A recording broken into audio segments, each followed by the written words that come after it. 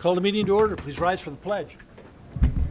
I pledge allegiance to the flag of the United States of America and to the republic for which it stands, one nation under God, indivisible, with liberty and justice for all.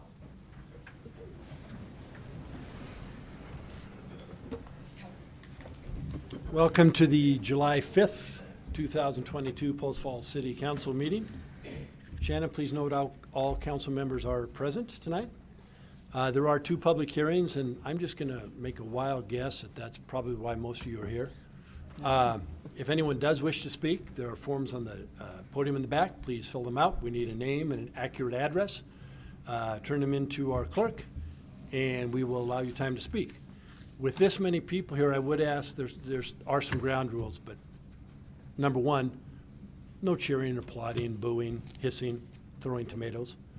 Number two, if you can, try not to be repetitive. We want to listen to everybody, but if 40 people get up and say the exact same thing, it tends to get into repetition. So don't want to limit you, but if you can prevent it from being repetitious, please do so.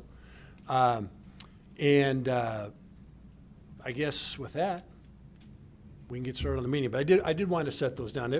It's been pretty good, but sometimes it's good just to be reminded of, we're not a gymnasium. This is a public meeting, so we're going to act accordingly, and I'm sure it'll be fine tonight. Ceremonies and announcements. We have a few. Post Falls was named a 2021 Tree City USA by the Arbor Day Foundation to honor its commitment to effective urban forest management. Congratulations to Preston, our urban forester, and his team for their continued efforts in ensuring Post Falls is a community that places value on the planting and caring of trees. This is something that for the last several years, as I recall, we have received this award, so our staff does a great job. Post Falls Festival is happening this weekend, Friday through Sunday at Camellan Park. The 3-day event includes live music, food and craft vendors, entertainment for the kids, and more. The festival parade is Saturday at 10 a.m. and will run along Celtice Way from Spokane to Idaho Street. A full schedule of events is posted on the city website, postfallsidaho.org. The River City Market and Music will be at the Post Falls Landings every Wednesday from July 13th through August 17th from 5 to 8 p.m. Each week will include live music, local vendors, food trucks, and a great view of the river. This is a free, family-friendly event. And also I'd like to congratulate our attorney, Field Harrington. Field received the IMA, which is the Idaho Municipal Attorneys Rising Star Award. The award, as the name suggests, recognizes young municipal attorneys who have jumped in with both feet and are making an impact in their community. We're lucky to have Field on our team, and this recognition was well earned. I found it very appropriate that Field's dad, Will, who represented the city for a number of years, also received an award. So congratulations, and thanks for your contribution to the city. Thank you. Are there any amendments to the agenda tonight? There are none tonight, sir. Declarations of conflict, ex parte contacts, or site visits. I will state that I did have a gentleman call me a few days ago and said, can I talk to you about a public hearing? And I said no, because it's coming before us. He said, great, we did not talk about it. So I just want to get that on the record.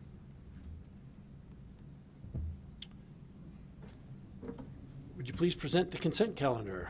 Item A is minutes from the June 21st, 2022 City Council meeting, and item B is minutes from the June 22nd, 2022 City Council and Planning and Zoning Commission workshop. Item C is payables from June 14th to June 27th, 2022. Item D is Stockwell annexation agreement and right-of-way easement dedications. Item E is Stockwell Court Subdivision Master Development Agreement. Item F is a Vista license to use real property. Item G is Frontage Improvement Waiver Request 319 West 20th Avenue. And item H is Stones Throw Subdivision Master Development Agreement. Item I is Representation Letter with Beverage and Diamond. Item J is Pointe Post Falls 4th Edition Subdivision Plat Application, and item K is Britton's Place Subdivision Plat Application. Any questions on the consent calendar? I would move to approve the consent calendar as presented. Second. Motion second. Further discussion? Roll call, please. Borders. Aye. Schoaf. Aye. Walker. Aye. Thorson. Aye. Malloy. Aye. Ziegler. Aye. Motion passes. Thank you. Now we're into the public hearings, and the first public hearing tonight is the Jacklin-Prairie annexation. With that, I'll open the public hearing. Mr. Manley.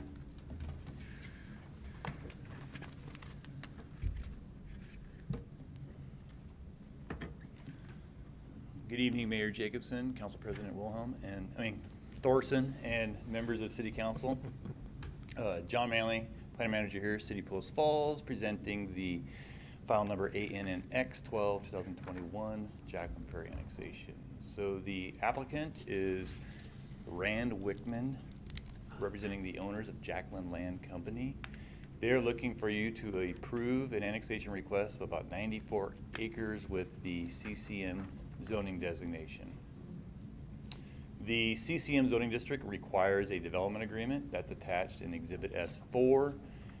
Also in that agreement, they are proposing no residential development within that development agreement, and that is cited accordingly. They also are looking at a 11-acre K-12 school site, which I will show as part of the staff report.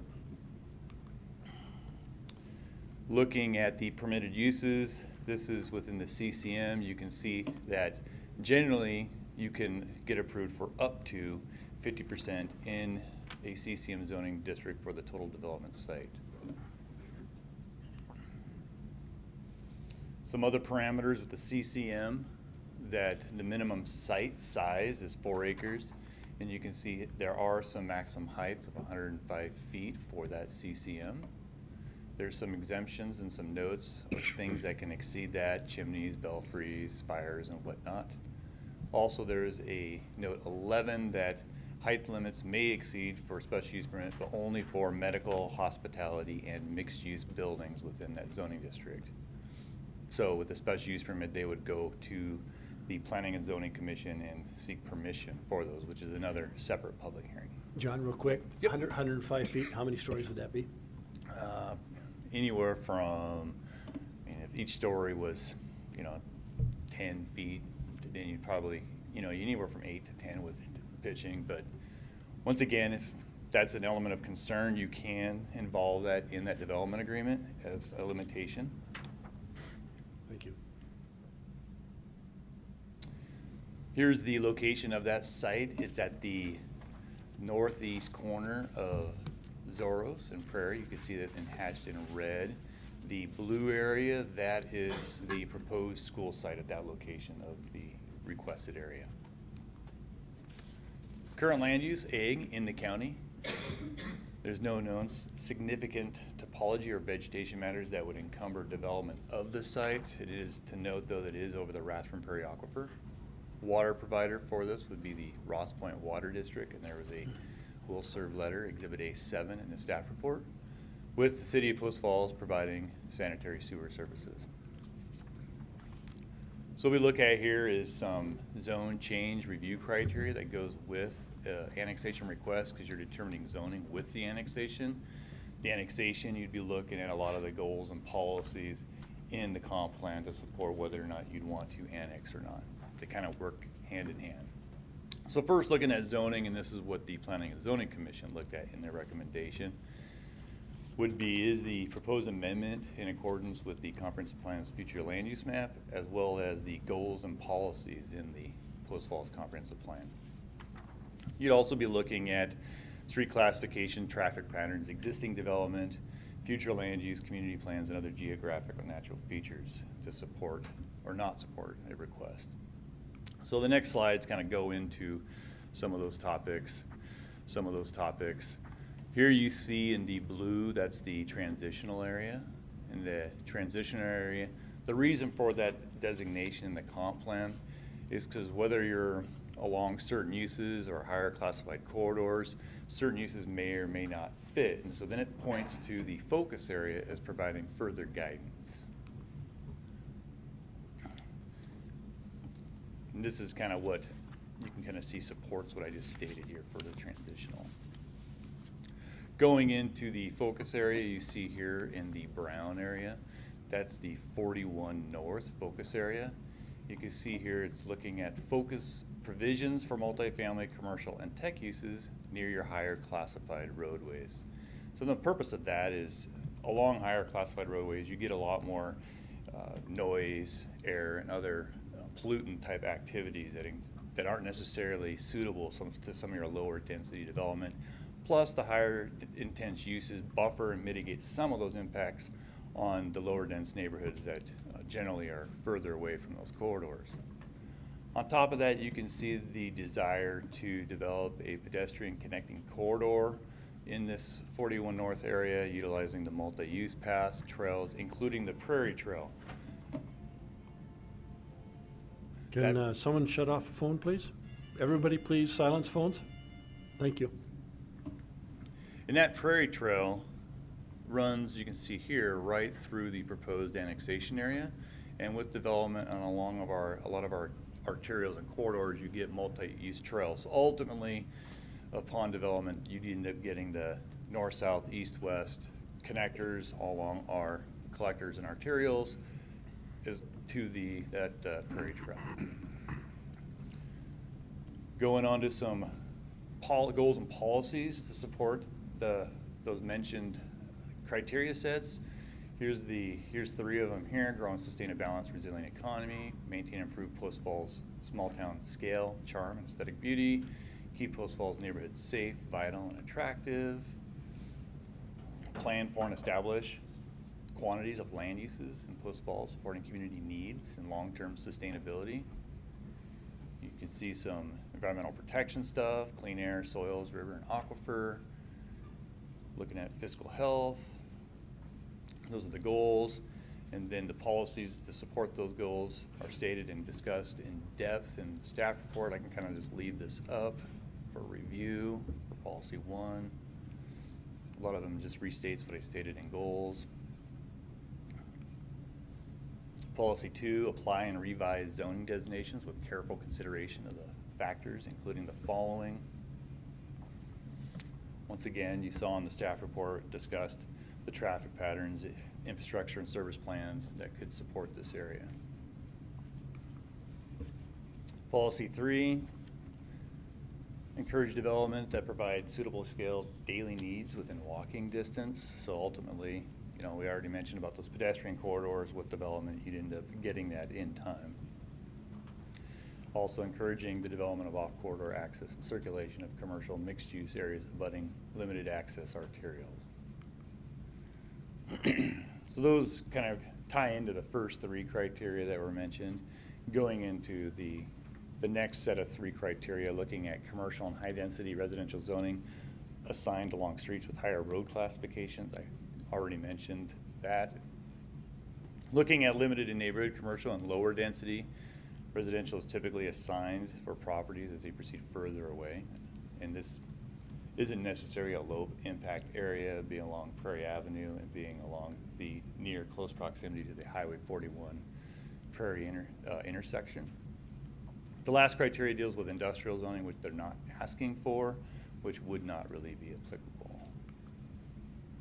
Here's the agencies that were routed pertaining to the request. Had some comments. You had Kootenai County Fire and Rescue. They stuck with more or less their boilerplate comment that they reserve their comments as part of the site permitting, whether it's a subdivision process or a future site plan process. They would interject their comments at that time. Post Falls Police Department, they remain neutral. The Highway District did request a right-of-way dedication of 60-foot minimum. With annexation, we get the associated rights-of-way, and what we would get would more than meet what their request would be. DEQ in PA4 and PA6, they had no real environmental impact comments, but they did, in the notice as part of council, did have some general construction-related comments. ITD did comment as a no comment, and that was the sum of the comments pertaining to the request. Any questions? Questions, pertaining to the Mr. Manley, staff at this report, point? or was in the staff report what was presented? See none. Okay. Thank you. Applicant wish to speak? Name and address for the record, please.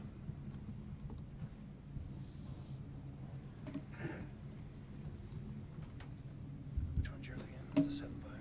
Yep. Folks, I didn't mention, if you are testifying, we have a clock up front, so please keep your eye on that too. We'll let you finish, but we're going to hold you to the time, so. Good evening, Mayor and Council. Rand Wickman for the record. I'm pleased to be representing Jacklin Land Company here tonight. Also like to thank staff for all of their hard work.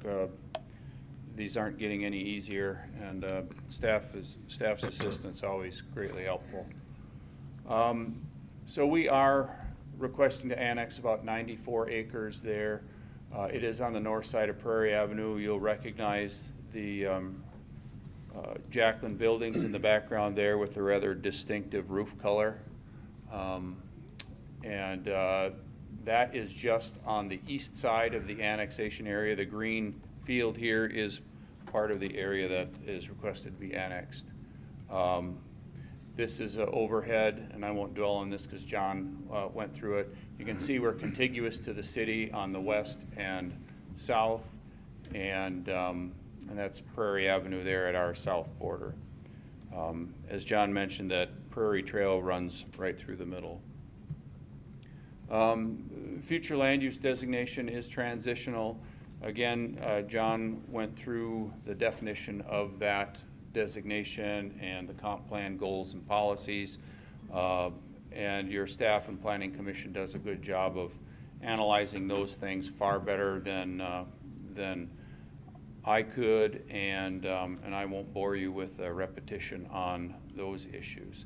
On the zoning, we are requesting CCM zoning for this proposed annexation. And the reason for that is that it allows for the uses that we envision at the site. It prohibits a few of the more intensive commercial uses that are allowed by CCS. But we also proposed a prohibition on residential uses in the DA. And that was due to community concerns that you've probably heard once or twice about residential growth these days. Initially, we started this process last fall, and at that time we had a large potential buyer lined up for a third to half of this site, and we couldn't complete the process within the timeline that they required, so we lost that use. And I can't really reveal the specifics of that potential user, but it's one that both the Jacklins and the city would have loved to have had. We continued through this process in hopes that we'd be better positioned should that thing happen again, and we believe it will. We believe we'll have good users out there. That said, all was not lost. We did, one of the uses we know we have coming is a charter school. It is in that portion of the site there, in the orange portion of the site. They are well along in their planning, and this is the most current conceptual site plan that they have. It's a good site. There'll be good access to it. It's adjacent to the Prairie Trail on the south side there. I expect you'll hear more about the school and other testimony tonight. Their progress is obviously dependent on our success with this annexation. One more thing for me to touch on, the development agreement. That was mostly standard affair or standard fare in that development agreement.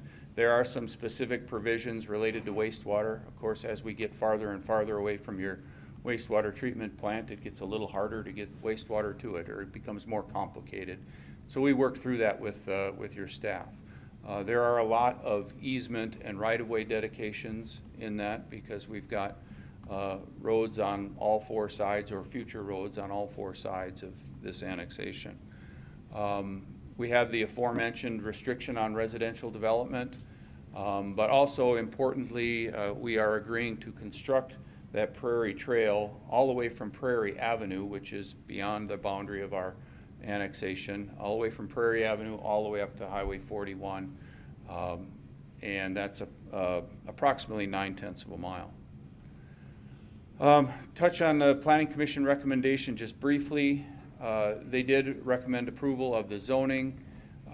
In the In their recommendation, they recommended that the DA include a 45-foot height limitation. That was in response to a couple of public comments that we heard at the hearing. The CCS zone, as you well know, and as John pointed out, does allow for a building height of 105 feet. After giving this issue some thought, we would request that if the council is so inclined to take the Planning Commission up on their recommendation of limiting that height to 45 feet, that we have the option, that you include the option in there that we could go taller than 45 feet with a special use permit. We could envision some potential uses, hospitality, hotel or something that would be taller than 45 feet, probably not anywhere near 105 feet, but we would like the ability to, if you impose that condition recommended by the Planning Commission, we'd like the ability for a special use permit to go taller than the 45 feet. And so that was that issue. And with that, I want to bring Gordon up, Gordon Dobler, to talk a little bit about traffic issues, and then I'll wrap up on the other side of Gordon's testimony here. Thank you. Thank you, Gordon Dobler, Dobler Engineering, representing Jacklin. I just want to touch on the aspects of traffic and connectivity and what the development agreement has provided for. And Rand referred to it briefly, but the development agreement provides for dedication of Prairie Avenue, Finicus, Zoros, and Harvest that bracket this piece of property. So you will get the dedication of those with the annexation and the development agreement. The construction of those comes with development. As the impact is made, the traffic is generated, the construction of the roads is required to service those. There will be an intersection with Harvest at 41. You probably know that from the 41 master plan, and they are working with ITD to move that forward. And in the development agreement, it also requires a roundabout at Finicus and Prairie. So these provisions have been made. The connectivity will happen with the development agreement. Thank you, Mr. Dobler. Thanks, Gordon. So, we didn't get to see the fancy part of the the slideshow there. At any rate, that is your new intersection there at 41 and Prairie Avenue, and the annexation is just off the screen now to the left. So this is looking southeast and moving around towards south. At any rate, that is that. This is kind of a view from the other direction. This is looking west, just south of the annexation site. At any rate, in closing, we're requesting your approval of the annexation. We believe it squarely matches the comp plan land use designation and complies with the goals and policies of your plan.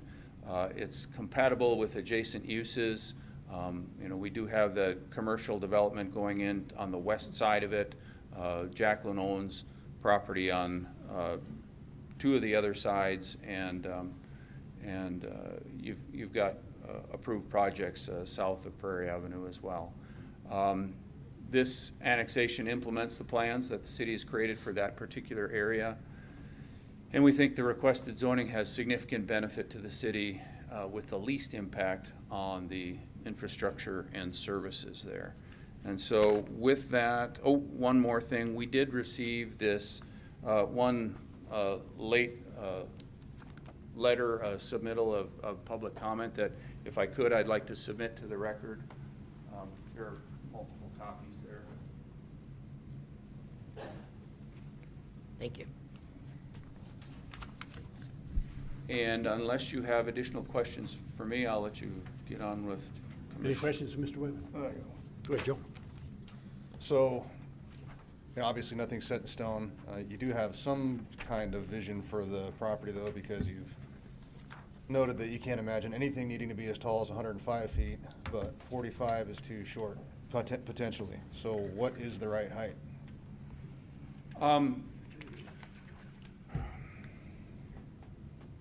I don't know that if I was to pick a number, undoubtedly that'll be the wrong number, of course.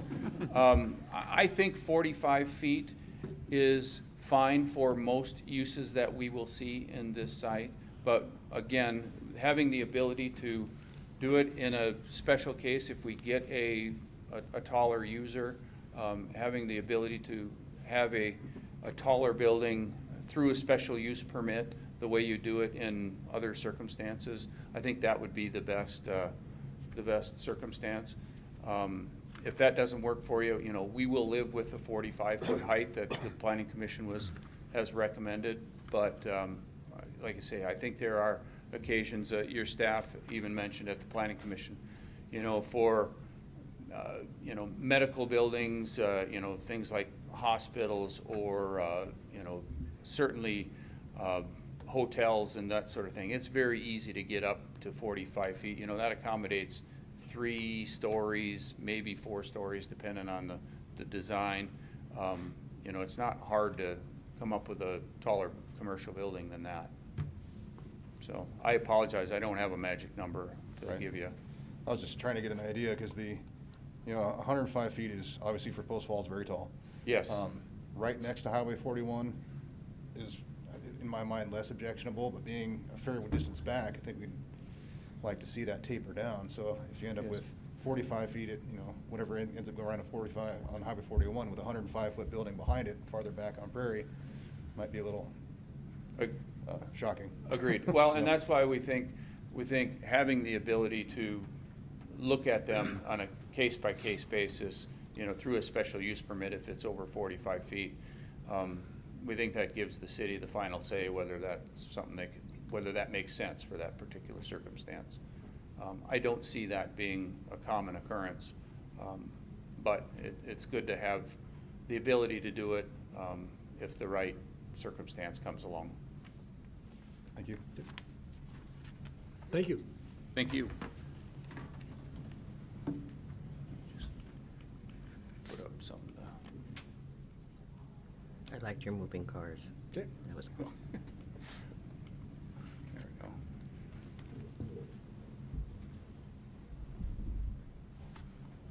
I'm going to get some reading in tonight, so bear with me. In favor, not wishing to speak, Mark Hughes. Address is stated. Having known the Jacklin family for 50 years, we trust him to do a responsible quality development.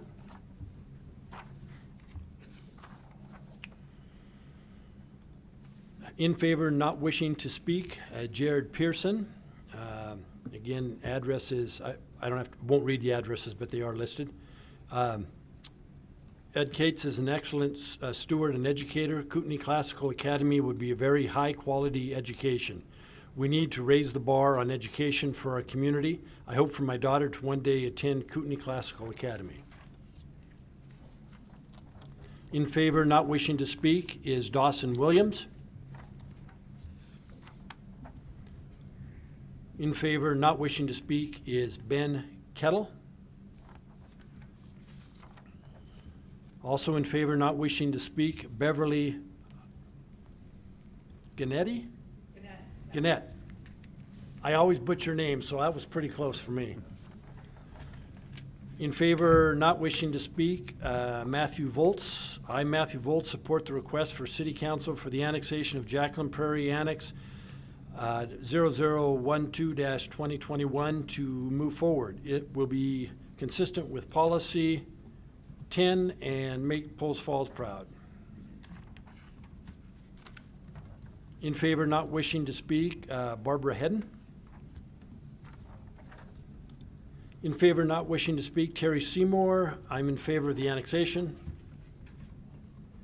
In favor, not wishing to speak, Jeff Tyler. I am in full support of this annexation.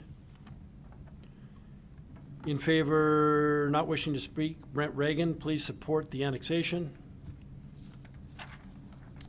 In favor, not wishing to speak, Braden Farrar or Farrell? Farrar, thank you. I'm in full support of approving this zoning request. This area needs more schools, and this school promises to be an exceptional one. This can only improve the lives of the present community members if it gets through. In favor, not wishing to speak, Pat Rogers. This school would be a huge benefit to our area. In favor, not wishing to speak, Nicholas. Help me out. Hendrickson, sorry. I need stronger glasses. You wrote small. Nicholas Hendrickson. Let us take this opportunity to move the standard of education for our community. In favor, not wishing to speak, Beverly Gannett. I'm in favor of the annexation. I feel it would be a good investment for the area. Thank you. Also in favor, not wishing to speak, Robert Miles. As a 12-year Post Falls student and graduate, I personally understand overcrowded schools and tragically lost a friend to double shifting and late hours walking home. The Jacklin annexation public charter that's part of that will increase school capacity at no additional cost to the city. The school itself helps further the city's goal of increasing civic engagement and responsible growth. Please support this agenda item. In favor, not wishing to speak, Steve Martinez. There are a few of any possible uses of this land that would provide more beneficial growth to the city than an institution explicitly designed to foster the education and development of our children. Kootenai Classical Academy will provide informed and knowledgeable appreciation of arts and culture while contributing to the community environment of Post Falls, goal number 2, and provide a beacon of learning and accomplishment that Post Falls can be proud of, policy 102. In favor, not wishing to speak, Nathan Phil? Toll. Thank you. In favor of the annexation, it would be a huge investment for this area. In favor, not wishing to speak, Daniel Ruiz? Is that close? The future of education in Idaho depends on this school. We need more educational opportunities. In favor, not wishing to speak, Jonathan Mashar.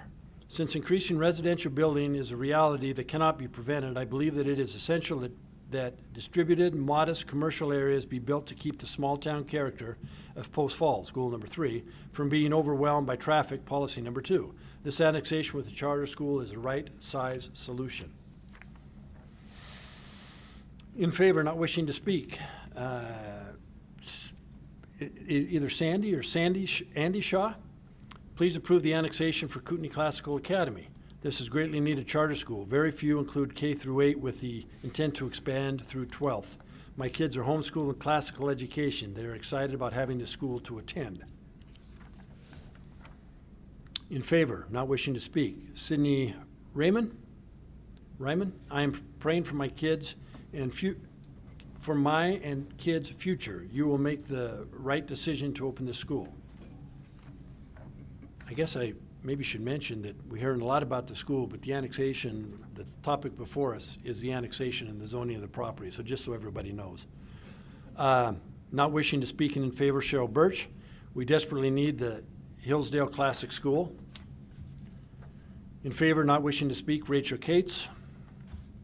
In favor, not wishing to speak, Brittany Pearson. In favor, not wishing to speak, Douglas Boma. In favor, not wishing to speak, Sarah Cates. I would love to see the parents and children of Post Falls have the opportunity to experience wonderful education at KCA. In favor, not wishing to speak, Sean Howell, Policy 10 and Goal 2. Wishing to speak, in favor, Ed Cates. Please, name and address for the record, please. Yeah, Ed Cates, 740. I'm sorry, come on, we need you at the microphone so we can get it on record. Thank you.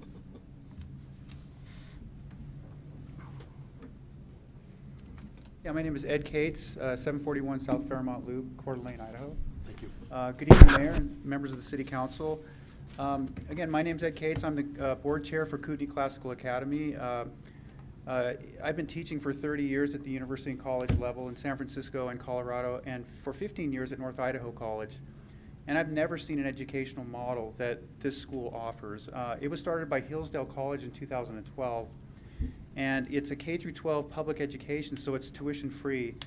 But it's an amazing model. The curriculum is outstanding. By second grade, the students are studying the Constitution for 2 months, the Civil War for another couple months. By fifth grade, they're reading Shakespeare and Frederick Douglass. It's an unbelievable educational model.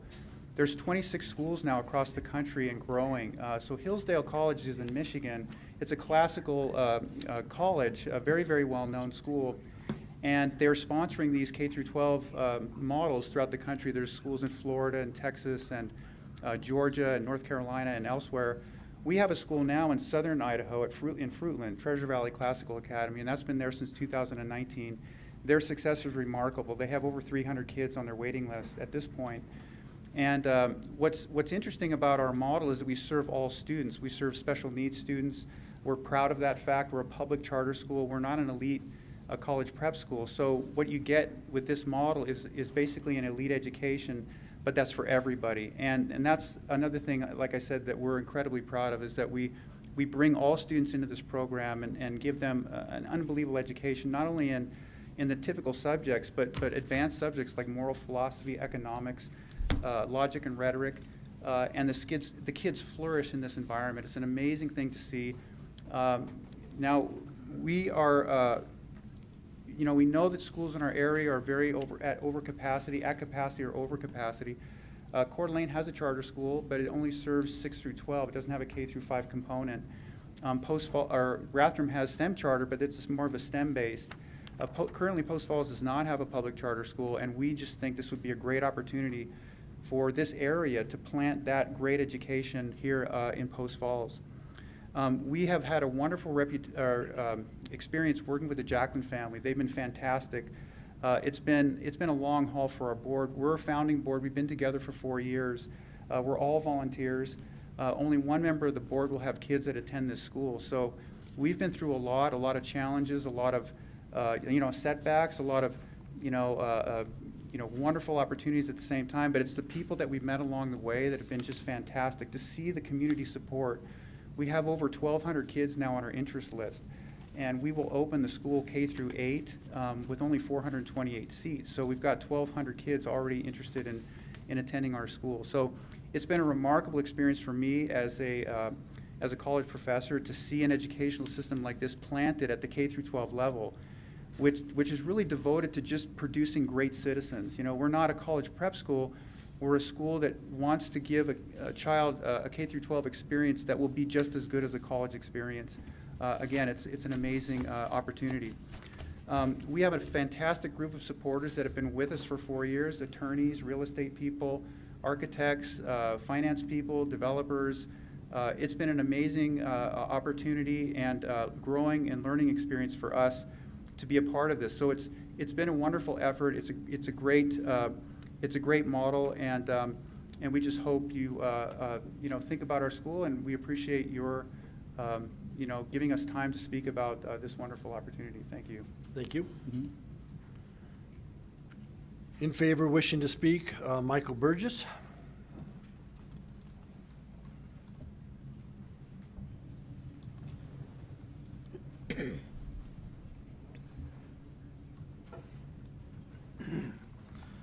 I'm Michael Burgess. I'm in my 29th year at 2083 North West Wind Drive, Post Falls. Greetings, Councilman, Mayor Jacobson. I'm one of 8 founding directors on the board of Kootenai Classical. I submit that this annexation is consistent with the community vision of Post Falls Comprehensive Plan. For example, policies number 4, 23, 26, 33, 69, and Goal 1 relate to encouraging pedestrian and bicycle patterns. There's a lot of that in this. Policies 1, 45, and 87 relate to schools and education service providers. But I want to call attention to 3 others. Policy 10 reads, prioritize location of schools in areas with access to arterial and collector streets, ample sidewalks, and pedestrian access. Goal 11 states, sustain and expand Post Falls arts, cultural, and civic environment. Policy 102 reads, nurture the sense of community pride that Post Falls residents feel for their city. I'm going to tie those three together here. Our ideal is to build a single-level school adjoining Prairie Trail bike path and to have enough land for a soccer field with a regulation track. Jacklin Land Group is enabled in this way to make it happen. Can anything be better bordering that Prairie Trail and neighboring the iconic Jacklin facility silo than this school with a proven high-performing curriculum model that's for every kind of student? Dr. Cates has already answered this question. Will this annexation facilitate beneficial growth? Yes, so I will skip that whole paragraph for you. But I will mention that grade school children even memorize the Declaration of Independence. They learn more of it each year. So they start with the preamble. So envision with me the veterans at the soon-to-open Veterans Home, which Jacklin also had a part in, and you as well. And I was going to bring a picture to post up there, but it's too small. But picture their visit with these children. In your minds, hear that group of children reciting the whole preamble to the Declaration of Independence. Now, I submit to you, that's not only preserving the feeling of community, it's growing the feeling of community. And then remember, 38% or better of Post Falls residents are retired. I don't know the new number. But a large percentage of these served in the military. So, as said, this will be the second Hillsdale certified classical curriculum in Idaho. It's not for exceptional or elite students, it's for all students, and thus it'll be an example of what every kind of students can accomplish. The feeling of community will be grown and preserved. The growth is beneficial. It adds an ideal option to the comprehensive plan vision to expand educational opportunities. It balances land use to help Post Falls remain a desirable, stable, and sustainable community. And it's consistent with the future land use map, and the school will set the tone for the rest of the vicinity. So I venture to say, of all the decisions that you make as commissioners, few will hold a higher place in your just pride and for generations of children and their grateful families. Thank you, Commissioners and Mayor Jacobson. Thank you.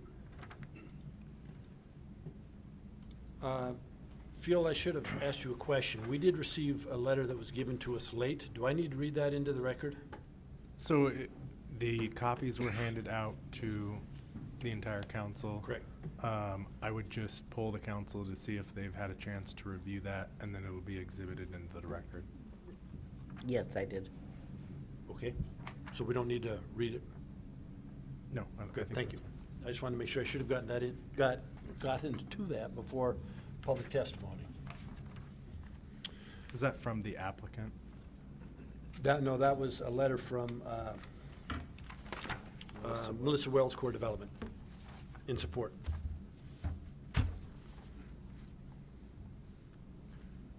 Actually, I would go ahead and read that into the record. Okay. I thought it was an exhibit from I'm the going applicant's to presentation. interject this in amongst all the people wishing to speak, because I should have done it prior to calling for speakers.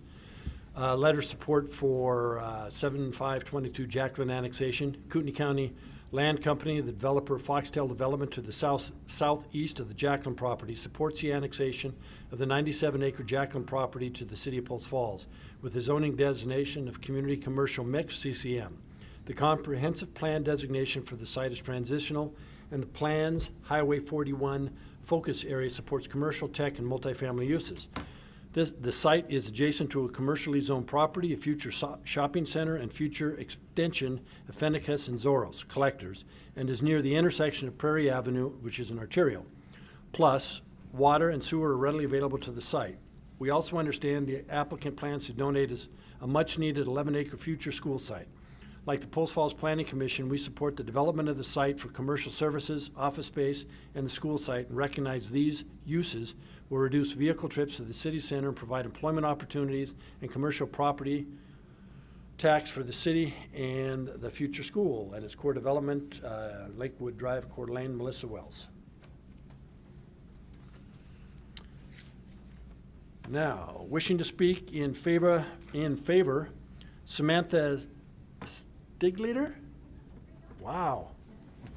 One thing I've learned in 9 years of doing this is I can butcher most names, so name and address for the record, please. Sure, Samantha Stiglater, 3338 North Knob Creek Court in Post Falls.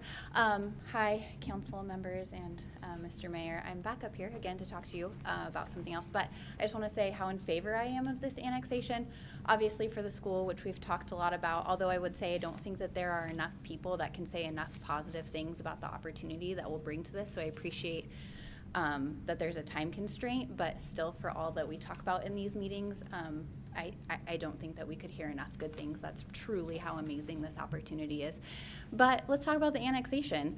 I think it's a great annexation. I really appreciate the developer using the development agreement in there to listen to the requests of many of the people that voted you in, which was we don't want any more high density housing. We actually really don't want a whole lot of residential housing. So I think that this is a great annexation and that the council has a great opportunity to support developers in listening to the community and making those decisions instead of fighting the community at this podium for putting in more high density housing, which, so there's that. And then also to the 105-foot limit, we see a lot of people come through here and a lot of people come through planning and zoning, and we don't even ask them half as many difficult questions for items that a lot of residents come up and are opposed to, but for some reason we're asking these very specific pointed questions about these heights that are already allowed in the zone. For what reason, I don't really understand. Where else in Post Falls would we want something to be 105 feet? Should it be appropriate for our community to have an actual hotel that's not just the Best Western or that little one that's off of the 90? It would sort of be cool, right? To have a nice Holiday Inn or something big, or an extension of one of the hospitals here, I don't know. But we don't want that downtown, and we don't want that in sort of an area that's already building. So why don't we give them the opportunity to do the hard work that they've already been doing to bring a lot of great opportunities into Post Falls? So I think I'm in 100% support of the annexation, and I am opposed to putting height restrictions on this annexation. I think they're doing a great job, and I just want to be really supportive of this developer and what they're doing. So thank you. Thank you. We have received additional forms of people in favor not wishing to speak. So I'm going to go ahead and read those. We're kind of jumping all over, but we'll get through it. In favor, not wishing to speak, Stacy Nicole Allen. Please approve the annexation. In favor, not wishing to speak, Elizabeth Bacon. And in favor, not wishing to speak, Brian Bacon Jr. Now, back to people wishing to speak. In favor, Michael Shellstraight.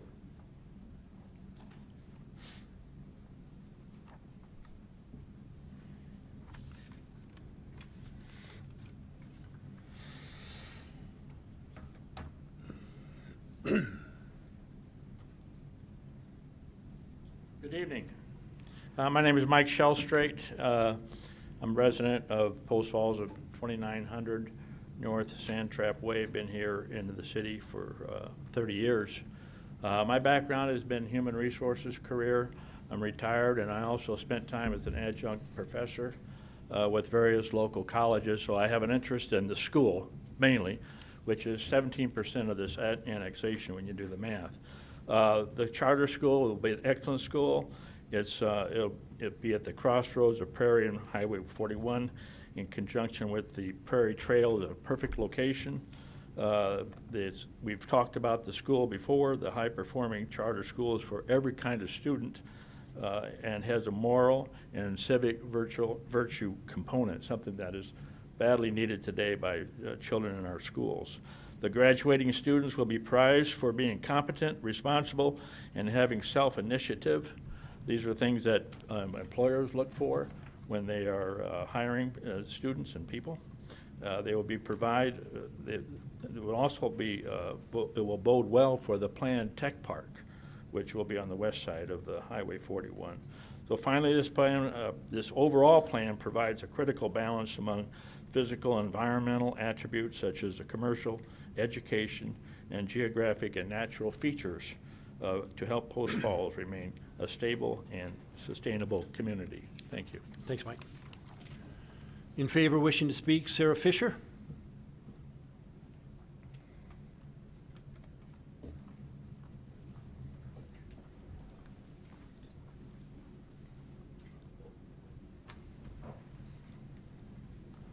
Good evening. My name is Sarah Fisher. I live on Judy K in Rathdrum. I am the mother of 4 children whom I homeschool, and I always have. My husband is actually from Rathdrum and was raised here, and I've been here a very long time. I have a couple children with learning disabilities and a couple who need to be challenged. Here in North Idaho, we are very blessed to have multiple education options, but none that offer a classical education and no charter in Post Falls. We all understand that each child learns differently, and each child has different vocations, not just STEM vocations. This school will complete this amazing educational team that we have in North Idaho. It'll give a full and complete spectrum for the many different needs of children and families that are moving here. More importantly, it will help to preserve the character and the integrity of Idaho that we all love by emphasizing character development and virtue in the next generation. I'm not the biggest fan of this growth, but it is unavoidable at this point. This school will attract the type of growth, the family-centered growth that North Idaho is known for, despite parents' choices, whether we choose to homeschool, public school, private school, or charter. This community will benefit from the school. The next generation and their future friends, coworkers, perhaps our future mayor, will benefit from such an education. We always talk about preserving North Idaho. A lot of us have seen the changes, but the best way to preserve North Idaho is to preserve the next generation. I'm in support of the annexation because the growth is going to happen no matter what, so why not have beneficial growth and growth that will encourage a future amazing generation for our children, and will also just continue to be a great educational team. So please encourage the growth that makes North Idaho truly the gem state. Thank you. Thanks, Sarah. Wishing to speak in favor, Nina, is it Beasley?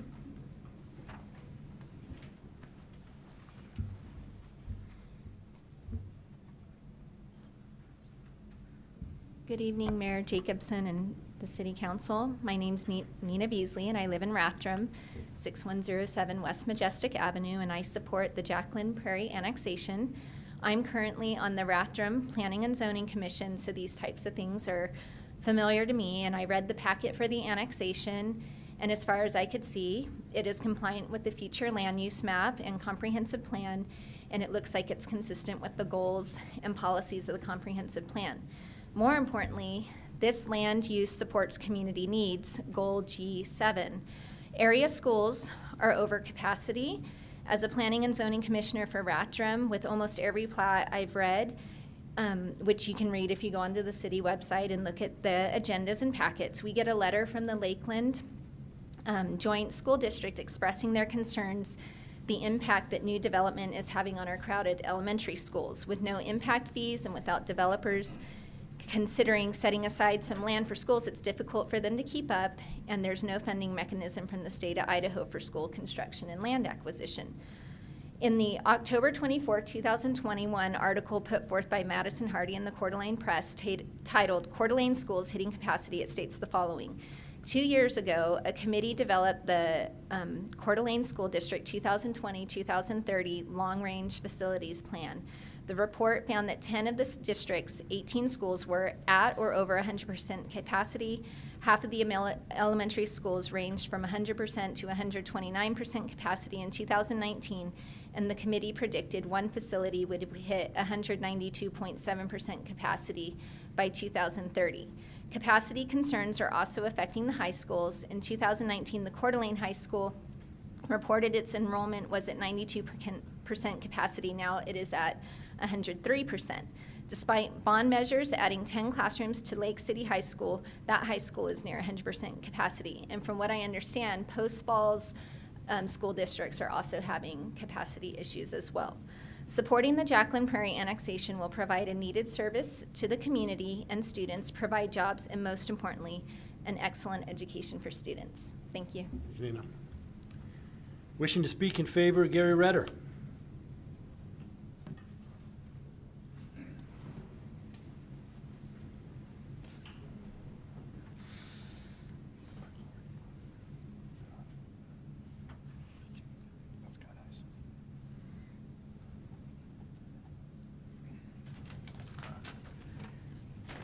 Gary Redder, 6144 18th Street, Dalton Gardens. I lived in the Coeur d'Alene area for 40-plus years. We together own and operate the Peak Health and Wellness Centers. We currently have 3 gyms located in Coeur d'Alene, Hayden, and Post Falls. The Coeur d'Alene ones have our 40-year anniversary this year. Post Falls, we've been a member of the community for over 20 years. We're full-service clubs offering tennis, pickleball, racquetball, group fitness, full locker rooms, weight rooms, and cardio decks. Our current Post Falls facility is located at 927 East Polson Avenue, right next door to Super One. We've outgrown that building, and we've sold it, and we're working on a new, larger facility that will be located in the same area as the Jacklin property. I'm here to speak in favor of the commercial zoning of the Jacklin property. Under consideration tonight, it will complement the adjacent Prairie Crossing Shopping Center that is being proposed. It will complement our new larger club and our new building. We selected our site because the Highway 41 and Prairie area will become a regional commercial hub.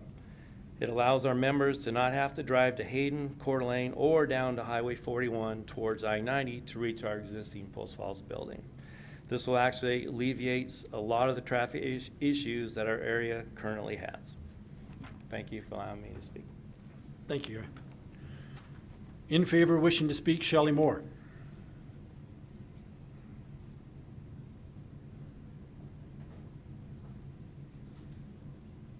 I saw Mr. Whitman stand up, and I said, that's not right. And I have a couple of friends that are here ceding their time too, so I'm going to talk just a little long, but I'll stay within that time limit. Which friends, have they signed up? They're on that sheet. They're Gotcha. under my name. Okay. Okay. My name is Shelley Moore. I live at 601 East Front Avenue in Coeur d'Alene, and I'm here to ask you to vote yes on the annexation of the Jacklin-Prairie property. I truly believe that your vote on the annexation of this property is the most important vote that you will ever cast as a city council person. Annexing this property means the Kootenai Classical Academy Charter School will be built in Post Falls, and we do not want to lose that opportunity. Opening the door of the academy to be in Post Falls and not somewhere else will have an amazing effect, not just on every school program in this city, from the district public schools to the home schools and everything in between. The introduction of this school will have an amazing effect on the entire Post Falls community. To explain how this will happen, let me first tell you a couple of quick stories. In the 2019 NFL season, the Tampa Bay Buccaneers won 7 games. They lost 9, and they finished in 22nd place. They had not been in a playoff game in 18 years. In 2020, the team hired Tom Brady as their new quarterback, and they finished the 2020 season as Super Bowl champions. In 2019, a team that did worse than the Buccaneers was the Cincinnati Bengals. They won 2 games, but they lost 14. They finished in last place, 32 out of 32 teams, 32nd out of 32 teams. The Bengals had not been in a playoff game in 31 years. In 2020, they hired a new quarterback, Heisman Trophy winner Joe Burrow. Last year, just 2 years later, the Cincinnati Bengals went to the Super Bowl. I call this the Brady-Burrow effect. All it took to change both stories was for a player of excellence to be brought into the story, a player who is a proven winner and a natural-born leader, and who has the infectious attitude of saying, we can do this, we've got this. One player performing at a higher level caused everyone around him to play at that higher level.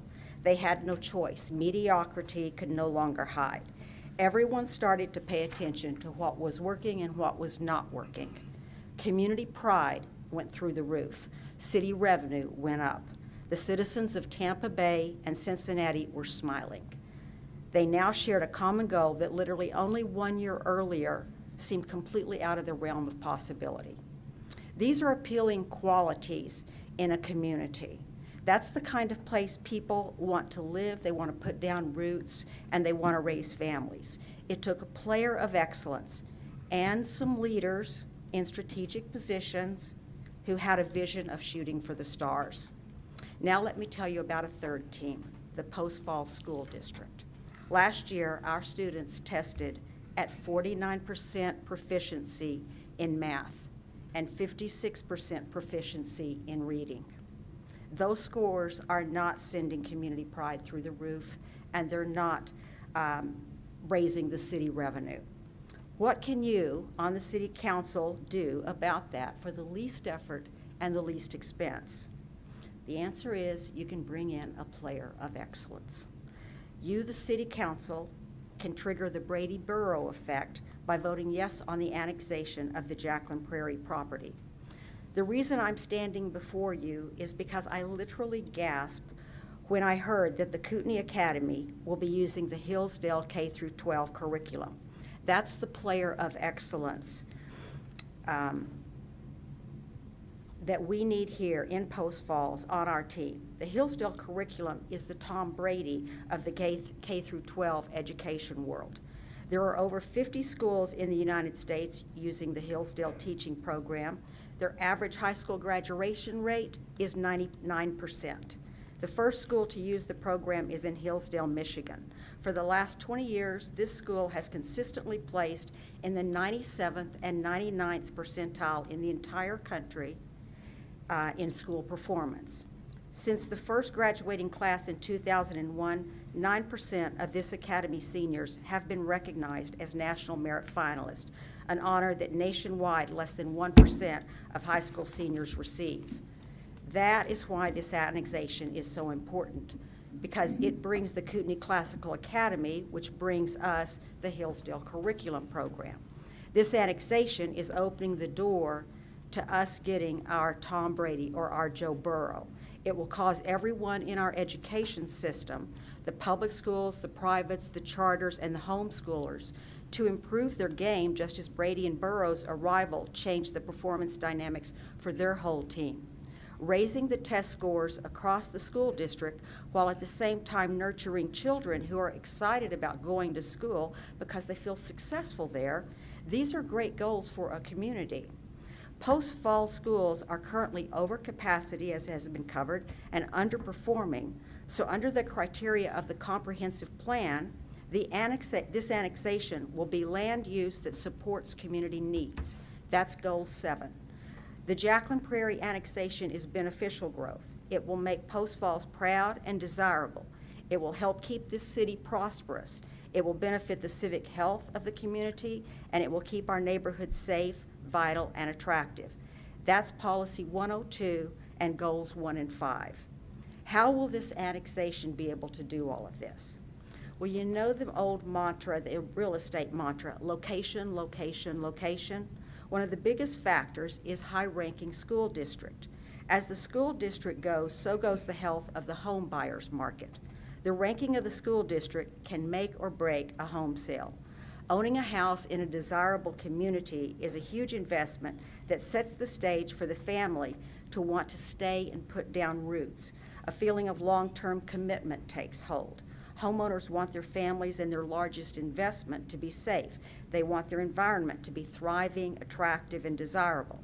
Homeowners will invest time, money, and energy into lawns, curb appeal, wise maintenance, cultural opportunities, and law enforcement, because this is where they plan to be in 10 years, because they want to be in the city where that great school district is. Anyone in law enforcement will tell you where there is home ownership, there is lower crime. Low crime and great schools equate to low housing turnover. People are not always moving in and out with their eyes on the horizon of where they're going to live next. They're home, they're in Post Falls, and they love it here. They love the unhurried pace, the safe neighborhoods, the immediacy of the great outdoors, the importance of being in a community that supports and values families and education. These are the types of people who will fight to protect the Post Falls that we love from turning into something that we fear. What will draw them here and hold them here? The Super Bowl level education system, which started with a visionary city council grabbing hold of a dream and voting yes, not just to annex a piece of property, but voting yes to give our children and the entire Post Falls community the brightest future that you have it in your power to give them. Browning said a man's reach should exceed his grasp, or what's the heavens for? I'm pretty sure that the first day Brady and Burrow showed up on their new teams, they did not say, let's try to do a little bit better than last year. I'll bet they said, we're going for the top. We're going for the heavens. So with your vote, please send that same message to our children and our community. Let's go for the top. Thank you. And just for the record, Chris Norberg and Pam McCormick were also on this, so you went an extra 5 minutes, which would be allowed with the 2 additional people, so thank you very so much. Victoria Slater, wishing to speak.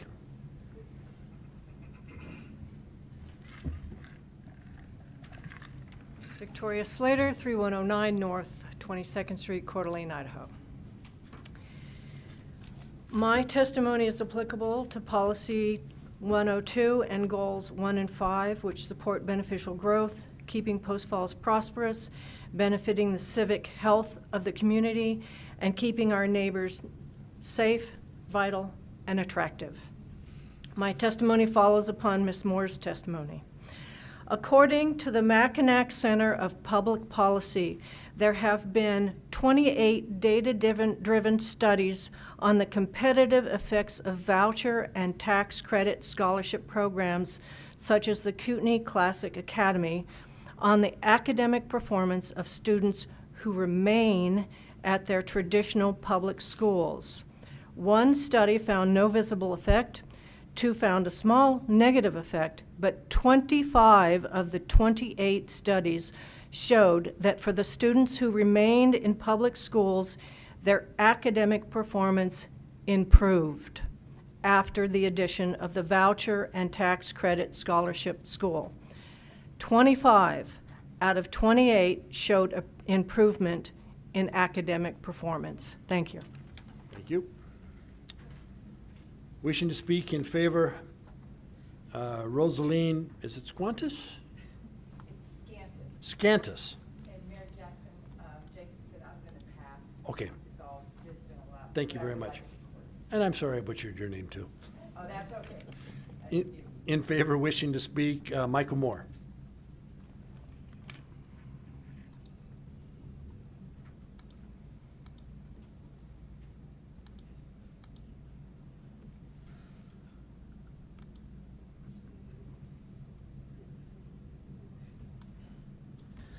Good evening, Mr. Mayor, council members. Michael Moore, 6562 West Harbor Drive, Coeur d'Alene, Idaho. No relation to Ms. Sherry Moore, so I'm going to refrain from any comments on the National Football League. I'd like to stick with hockey, if I may. A wonderful metaphor and well presented. I am had the good fortune to teach at an independent classical school in Montana and also serve a couple of terms in the Montana State Legislature. And I could not be a greater advocate for this endeavor that you have before you, has already been echoed by so many people who came here this evening. Particularly like the open space element of what the school and the schoolyard playing fields are going to bring to Post Falls in that transition to the north. Also really excited about the diversity of education.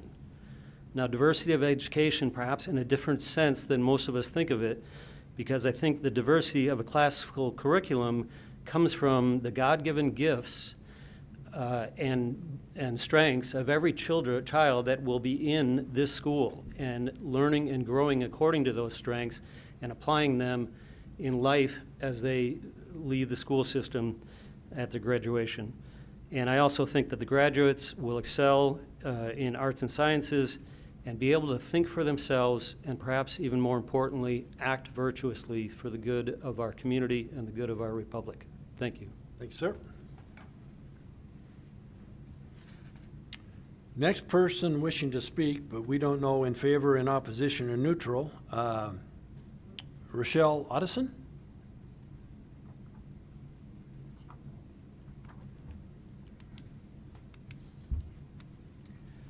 I'm in favor, and all my points have already been made much more eloquently than I could make them. I just wanted to say. Can we get your name and address for the record, Oh, please? Rochelle Otteson, Rathdrum, and I would drool for my kids to go to the Kootenai Classical Academy. So I just wanted to say that. Good. Thank you very much.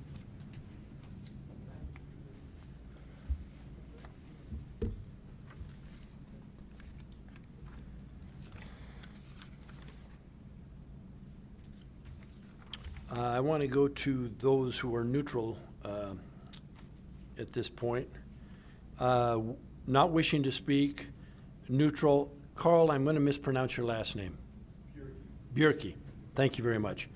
I will remain neutral at this time as I feel the council's wisdom will prevail upon hearing and reading and all relevant testimony. My knowledge of this issue resides in my firm conviction that every reasonable attempt shall be made to provide for curriculum, thank you, curriculum choice. And without the ability to create new and alternative education facilities and institutions, parents and their children will always be subject to the one-size-fits-all choice. Wishing to speak neutral, Mr. Howard Burns.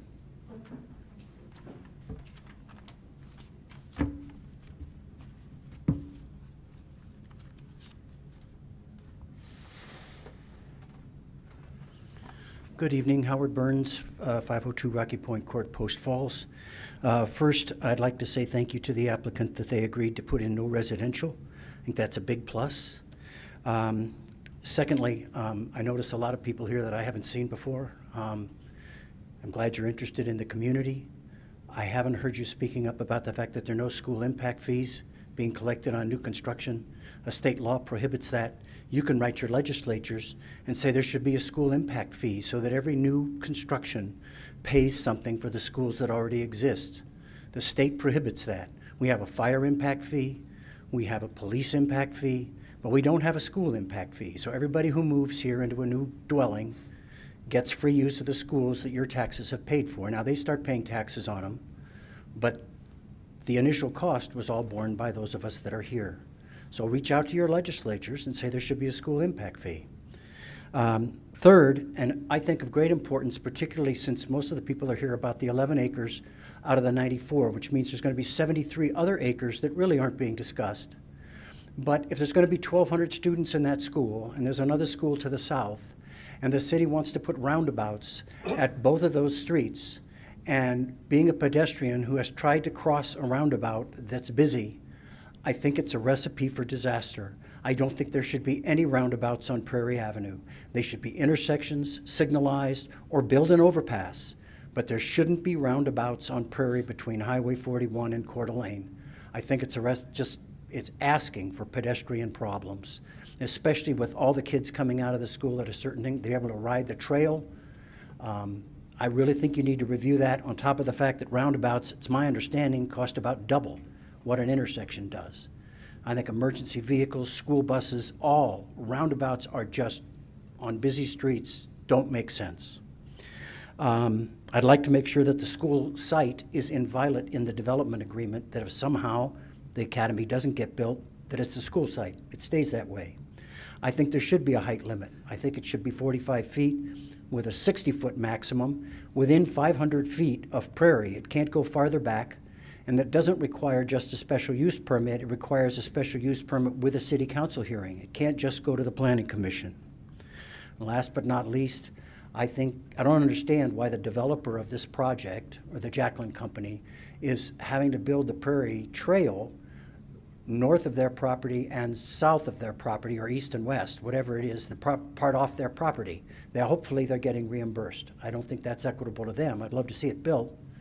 But I do think it's equitable that they get reimbursed from GVD or whoever else owns the property on either side.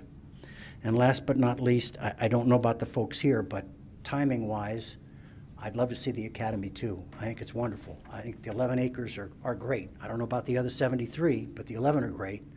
But how long is it going to take? Let's be clear that from my perspective in this city, we're looking at least 3 years from now, minimum. And I don't know if you've discussed that, but I don't think there should be false hopes. Thank you. Thank you. In opposition, wishing to speak, Steve Ridenhour.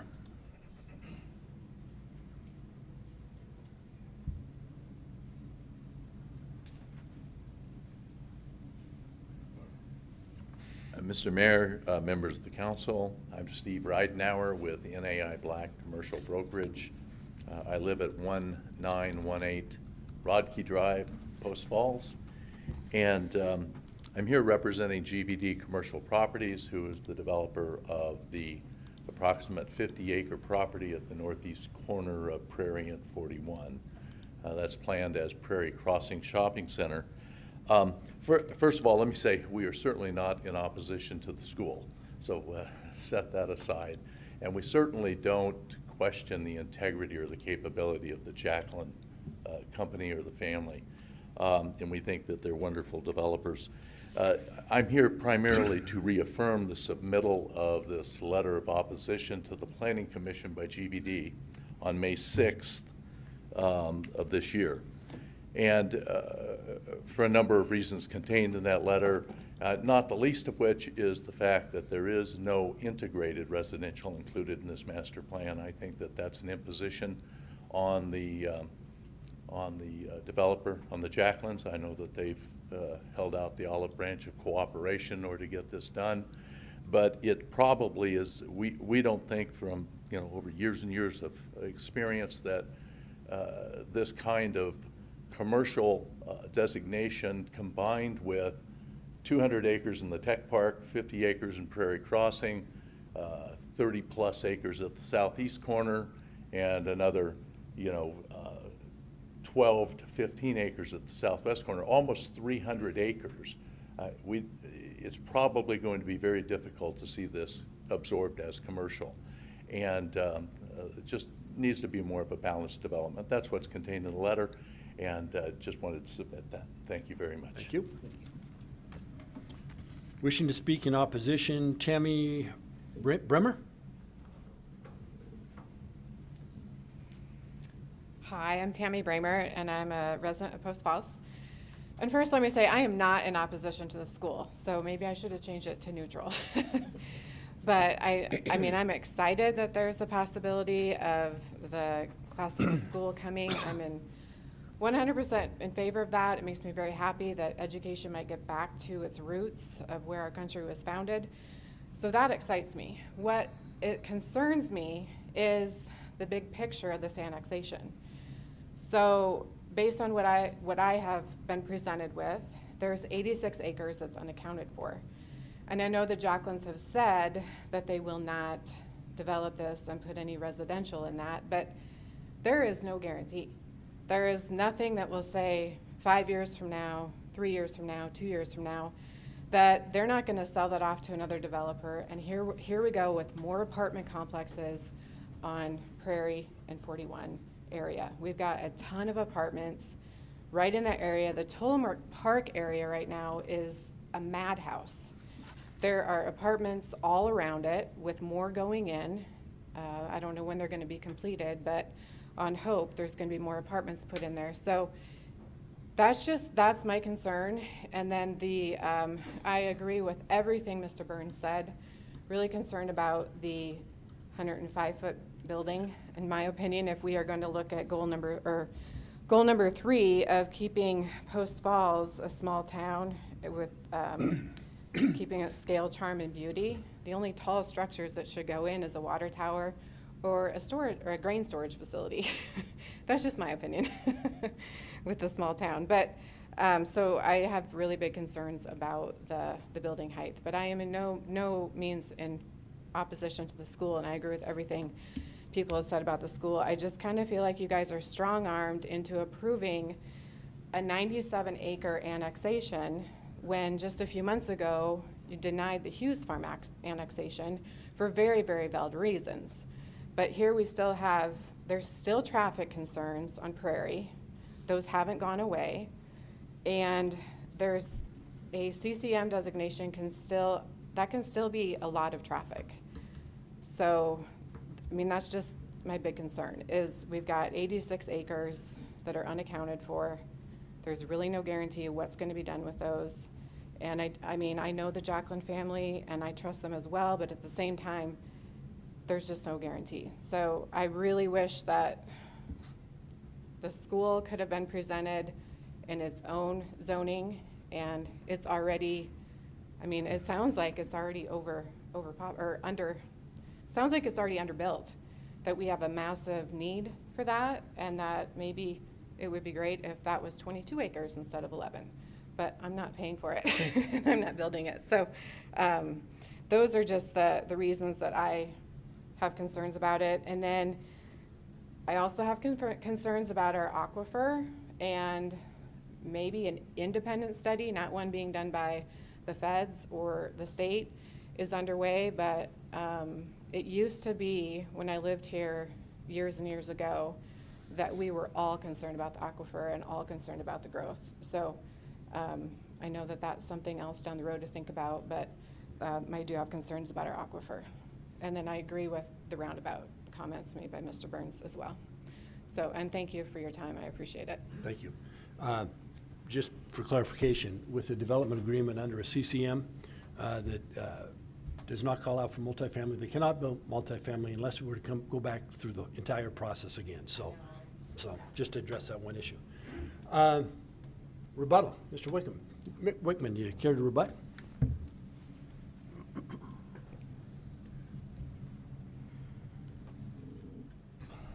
I will keep it very brief. We're certainly pleased. Rand Wickman again for the record, sorry.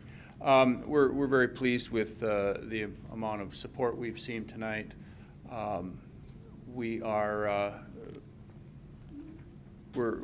believe that this is a good annexation for the city. With regard to the traffic, and this is something that you should never let a planner talk about, engineering matters like traffic. But, you know, the concern for traffic in the area around Prairie, you know, we, from the traffic folks, the engineers that we've talked to, you know, commercial is not generally a traffic generator. You know, they are the recipient of those trips. The residential typically is what generates additional traffic. What happens here with this being commercial is we believe that by having additional commercial up there by Prairie, it actually reduces part of the problem that you have further down Highway 41 as you get down to 41 and southeast down there. You know, all that traffic is trying to get down here to do their commercial business. If you have commercial up there, more commercial up there at Prairie and 41, you know, those trips coming south or coming west, those trips stop there. They don't have to turn left and go down on Highway 41 or continue further south on 41 and contribute to the mosh pit that is further south on Highway 41. Hopefully to be better soon with all the improvements that are being done. But that's the only thing I would address with regard to traffic. And other than that, again, we appreciate all the support we receive from the folks regarding the school. If you have additional questions of me, I'd be happy to answer them. Otherwise, I'll let you get on with your business. Any questions, Mr. Whitman? Public testimony is done. Just a correction. No questions? Thank you, sir. Thank Close the you. public hearing. So we have changed the process. Should we go through the criteria first, Mr. Harrington, or what's your pleasure? So we'll go through kind of the hybrid model. We'll first kind of discuss the annexation in general, but we won't take a vote on it. Okay. And then go through the 6 review criteria, and then we'll take the votes at the end. 6 review criteria for the zoning? Right. Okay. So the annexation, and I think the question that came up there was? So I think the idea is you know, do we have enough to move forward to discuss zoning? Does council think that this property should be annexed into the city? And that's the legislative decision. it's certainly a natural extension of what's already going on, you know, up Highway 41. It's contiguous with the city. It's near high traffic corridors, so annexation, I think, is inevitable anyway. I agree. Concur? Agree. Nate? So we'll discuss the criteria. That was a modest Yeah, nod, so yeah, I I wanted was- to make sure. the gears are spinning for sure. Okay, so the decision, or the consensus is that the annexation doesn't make sense to move forward, so now let's go through the criteria.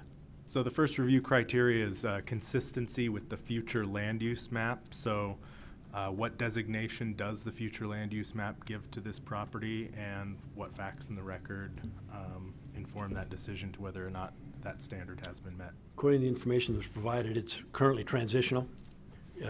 Multifamily, tech, and commercial uses would be the natural in that transitional zone. Anyone else? Transitional allows for almost anything, so I would say it meets that criteria. Okay, at this side? Yep. Okay.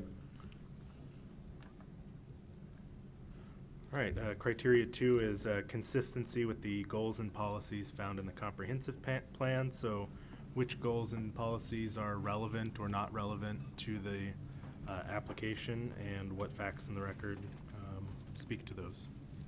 And you had those up there too, John, didn't you? Yeah, I've had him up, plus a lot of members of the public mentioned a lot of the policies too. Well, just out of the 41 North focus area, the development should provide pedestrian connectivity to all multi-use paths and trails, including the Prairie Trail. So this one obviously is, hits that one out of the park. Facilitate the creation of the backage roads. Envision the Highway 41 corridor master plan. This does that. Focus provisions for commercial uses along arterial and collector streets where traffic volume exceeds 4,000 vehicles per day.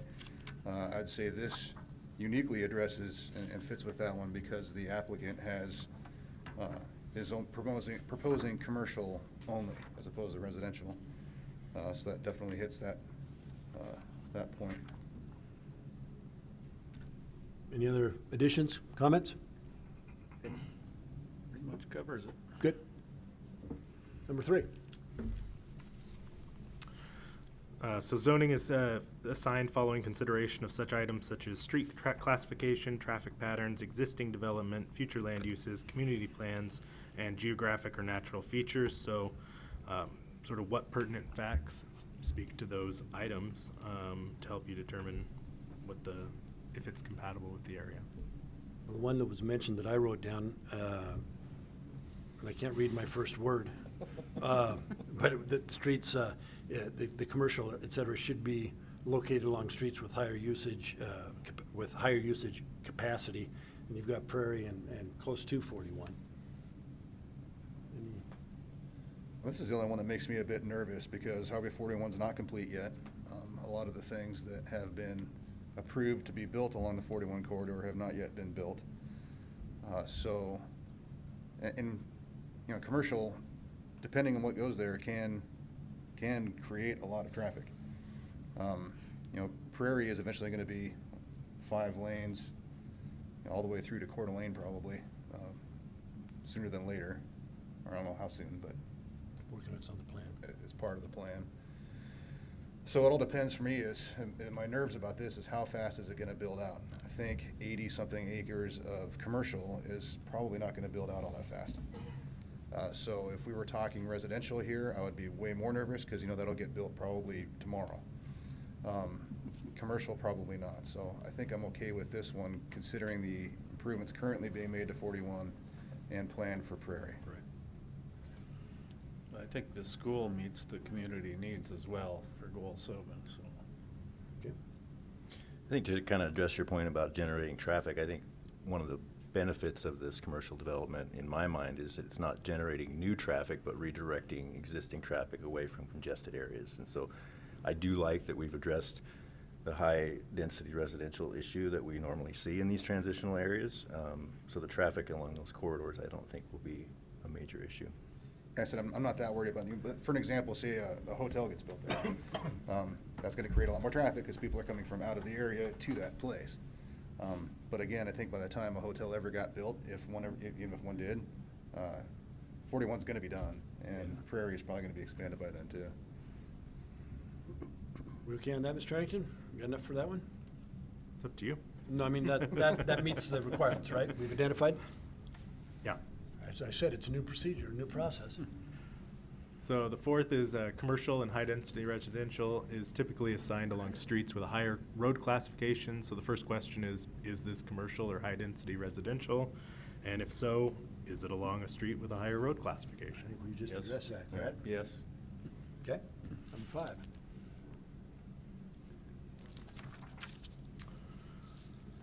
So the fifth one is limited or neighborhood commercial is typically or lower density residential is typically assigned for properties as they proceed farther away from higher intense urban activity.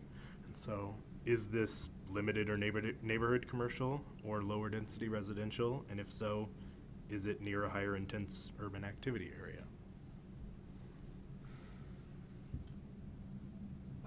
Well, We don't know what's gonna go there. Yeah, that's what makes it difficult, is we don't know what's gonna go out there. But the zone allows for more than limited or neighborhood commercial. So I would say this is not really applicable because it's zoned for more intense uses than what this talks about. Comments? Okay. And number 6 is Not non-applicable. Thank you, Field. Absolutely. So council, it's up to you. Discussion, further comment? I'm curious how anybody else feels about the height. That's what I wanted to. If I can weigh in here, the planning and zoning, I read that, there was quite a discussion at the planning and zoning commission meeting regarding height restriction. And 45 feet seemed to be the number they came up with. The applicant says, they can live with that. They would like to have the opportunity to readdress it. That would come back through a special use permit. And we've talked about possibly changing the way special use permits are approved, but we haven't reached that point yet. But I agree. Do I foresee a 105-foot building in Post Falls? No. But might we see a 4-story or 5-story? Everyone was using the example of a motel or hotel, possibly. So I'm not excited about the 105, and I guess if there was some variance to the 45, I probably wouldn't have a lot of heartburn, but I don't want to throw a number out there. I'd rather get input. Well, if they can do with that zoning, 105, it would seem to me that any other number is arbitrary, or else we should change the 105 if that is something that shouldn't be in there. So I don't really have, because I don't think that it's likely that it'd be something 105. And I happen to know this bit of trivia in case anybody's thinking, oh my God, you get a building that tall, what about a fire? The ladder, Kootenai County Fire and Rescue's ladder truck is 105 feet tall. So if you want to see what a 105 feet building looks like, but yeah, I don't have as much heartburn as you do about the height, because I think it's very unlikely that it would go 105 feet. But I have also no problem putting in that caveat about a special use permit to go, but then it's just one more thing. So either it should be 105 or we should change that. I guess my thought is if applicant has agreed to a 45 with the request that they be allowed the opportunity, should the need arise, to come back, I think it kind of addresses it, in my opinion, but. I agree. Okay, go ahead. Yeah, the special use permit, I think so. Okay, Joe? I'm getting feedback. I was just curious what other people thought, so. Nate? Yeah, I think I'm not one to be building tall buildings on the prairie either, 105 feet, especially when there really isn't anything tall out there at all right now. Seems very, very large.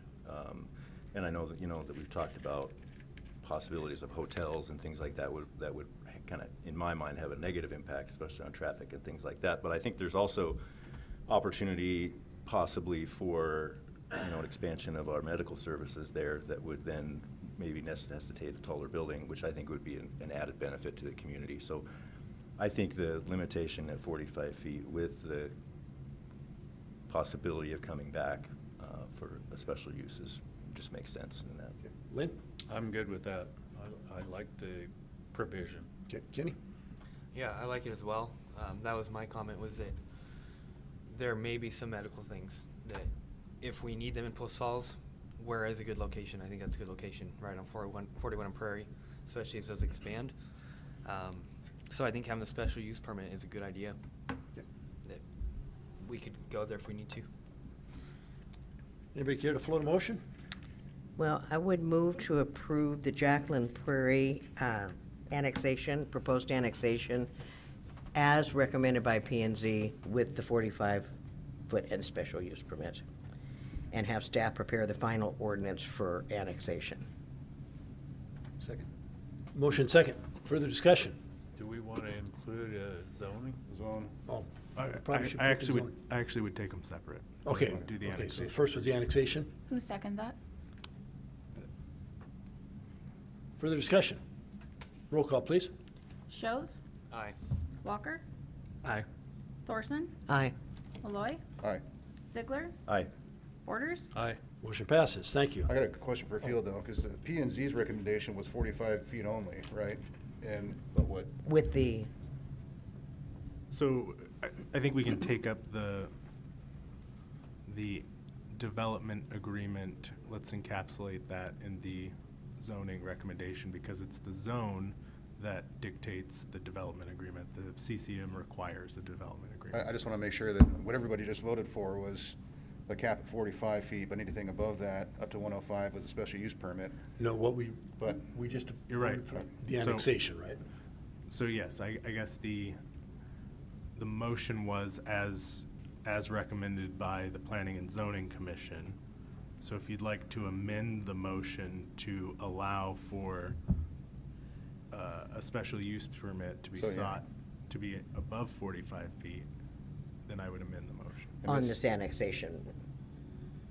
On the, Yeah, we just voted for the annexation, right? Now we have to vote for the zone. yes. So with the annexation, I would probably remove that from your motion. The verbiage The verbiage. regarding the Can we have a planning and zoning. mulligan? Yeah, can I have one of those? Would you, I'm sorry, they talked And then we'll. NFL and NHL. Yeah, and you're a PGA. golfer, yes. So let's, can we recast that Yeah, motion? so I would amend the motion Okay. to I would- just the I annexation. would amend the motion to say the Jacklin-Prairie annexation, period, and have staff prepare the final ordinance. motion's to approve, correct? Motion to approve. Second. Motion second, further discussion. Roll call, please. Shove? Aye. Walker? Aye. Thorson? Aye. Malloy? Aye. Ziegler? Aye. Borders? Aye. Mulligan worked, thank you. Next motion on the zoning. Let's see. So, and I'm not seeing the zoning. I can take a crack at it. Crack, Joe. I would move that the Jacklin-Prairie property we just annexed be assigned to the CCM zone with stipulation in the development agreement that any structure above 45 feet that's proposed must obtain a special use permit. Second. Motion second. I have a question. I have a question too. Development agreement. So in that zoning, the developer has agreed to no residential. Do we need to include that in the motion or mention that in the development agreement? So that is already in the development Good. agreement. Okay. And we will have to bring back the the finalized development agreement with the addition of the Specifics. 45, the So specifics. the motion is made, is fine for this? Yep. Okay. Nathan? That was my. Okay. Any questions? My motion second. Roll call. Who seconded it? Josh, I'm sorry. Or either one. Pick one. I'm sorry. I'm sorry. Joe made it and Carrie seconded it. Shove? Aye. Walker? Aye. Thorson? Aye. Malloy? Aye. Ziegler? Aye. Borders? Aye. Motion passes. Thank you. You know, in the number of years I've been doing this, I've never seen people show up in support. I hope this is indicative, and I'm not saying that I support everything, but I'm hoping that as things move forward, we do have people that show up in support as well as those who are opposed. So thank you for your time. And with that, I'm going to take a 5-minute recess, and because I got a feeling most of the folks are going to want to leave, and we will be back in 5 minutes.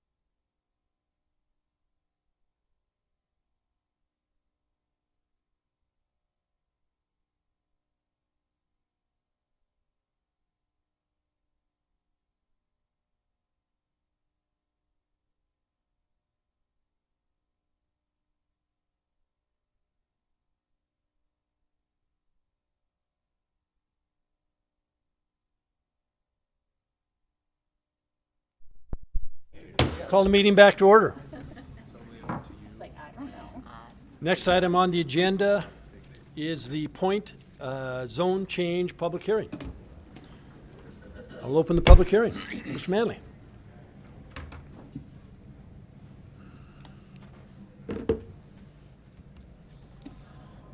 Yes, the Pointe zone change, file number RZNE 1, 2022. The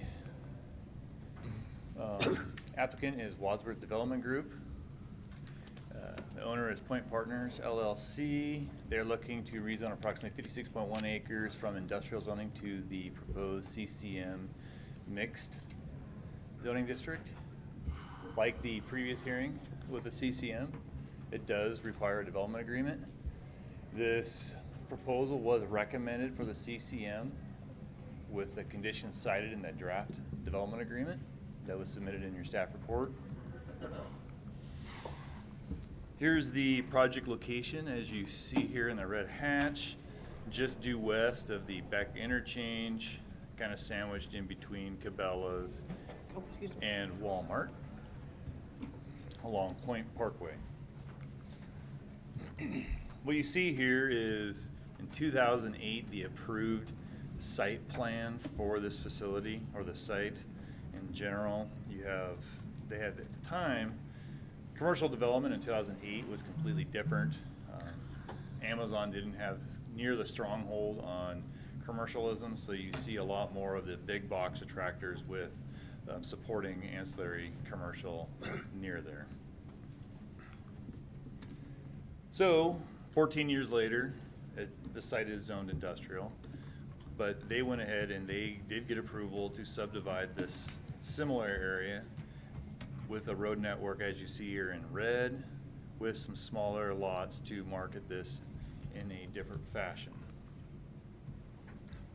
This is kind of a hybrid picture that I put together to kind of communicate kind of the evolution of this site, where you have, here's the old anchor pad here, anchor 3, in the red boxed in area, that's their proposed zone change area.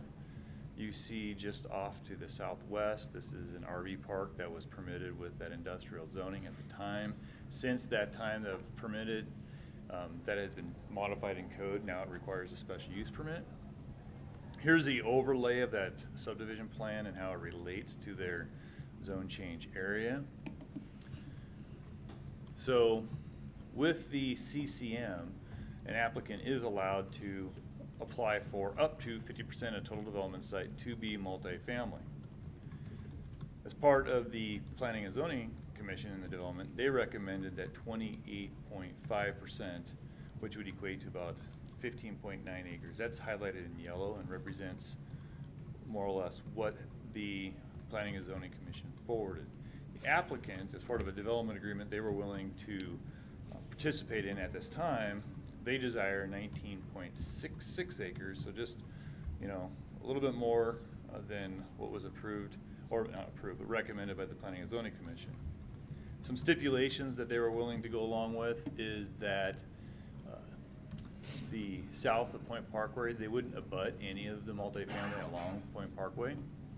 And the multifamily north of Pointe Parkway, they would keep it at 380 feet, maximizing the amount of commercial on the north side of Pointe Parkway. So it's kind of two different scenarios going on as recommended by P&Z and as the applicant is requesting. So the current is undeveloped commercial site. There's no significant topology or vegetation that would encumber development on this. Both water and sewer would be provided by the city of Post Falls. Zone change criteria, we're looking at, is it in accordance with the future land use map? Are there goals and policies in the comprehensive plan pertaining to the request? And is the zoning following considerations such as street classifications, traffic patterns, existing development, and future land use community plans, or other natural or geographic features? So here's that industrial zoning that I mentioned that encumbers most of this zone change request. That's that gray area. What you see in red is that percentage of it that's currently CCS. once again, that was a commercial site plan that was approved in 2008 for this with that industrial zoning. Future land use map, the pink, that's business commercial, so the entire area that you see in the hatched is within that business commercial future land use designation. Looking at that business commercial, I highlighted and underlined a couple portions of that pertains to the request, that the category promotes a mixture of moderate and high density housing types within walking distance of city center, neighborhood centers, and corridor commercial uses. So being along I-90 in its proximity to the Beck interchange, you could view this as a corridor commercial site, as well as other amenities within Post Falls.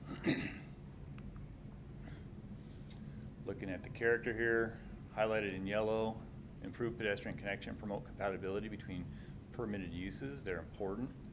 Also, I underlined the mixture of housing types for the built and moderate density.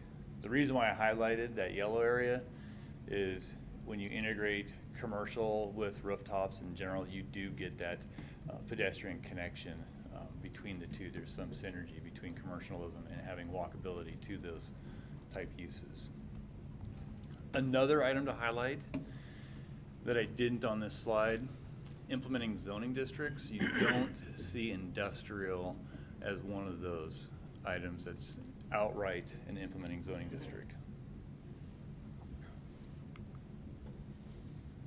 Looking at the focus area for this and what does it call out? It does call out attracting commercial businesses within the area, and it does lead you to potential additional residential. Getting to the goals. Excuse me a minute, John. Yep. Can we have someone go out and ask them to, Mark, could you do that, please? Thank you. Go ahead, John. Yep. So getting to the goals, similar to some of the goals in the last public hearing, you're looking at growing and sustaining a balanced, resilient economy for Post Falls, providing community prosperity and fiscal health. Goal 3, looking at maintaining or improving Post Falls small town scale charm, aesthetic beauty. Goal 5, keep Post Falls neighborhoods safe, vital, and attractive.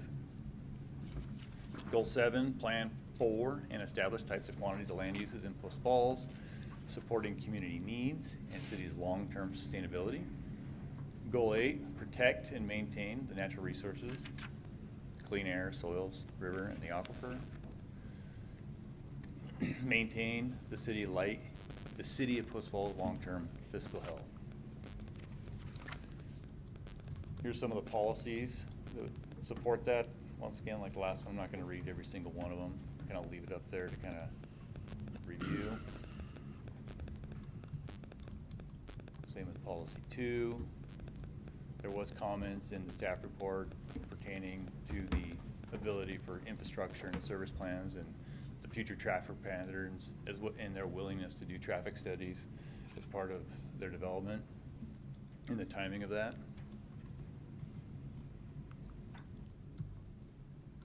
Policy 3, I kind of already commented about on some of the stuff within the focus area and with that business commercial. So that kind of sums up the first 3.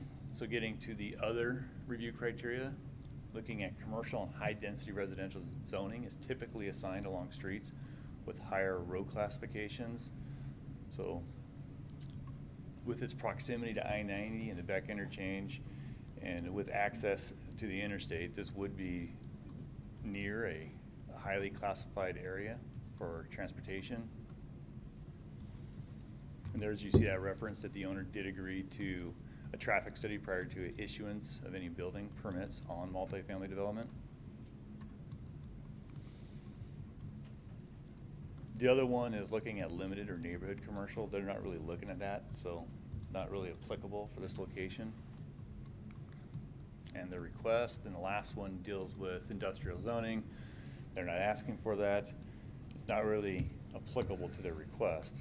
One thing to note, if someone did come in here and ask for industrial on the site at this time, it would be considered incompatible with the business commercial designation potentially because it's not an implementing zoning district. Here's the agencies that were routed. Of that, we have Post Falls Police remain neutral, Fire Department said they would comment through their review process, and then DEQ commented only with construction-related commentary. Questions for staff at this Questions, point? Mr. Manley? Seeing none, thank Right. you. Applicant. Name and address for the record, please.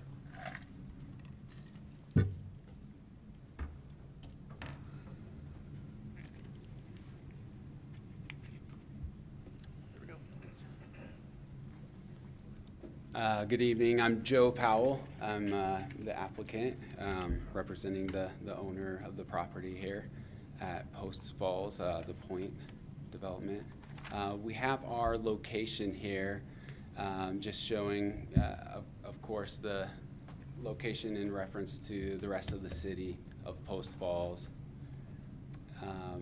As John mentioned, we're requesting this area to be rezoned to the CCM zone to allow for us to be able to create an atmosphere in a community in this area that's been left vacant for some time.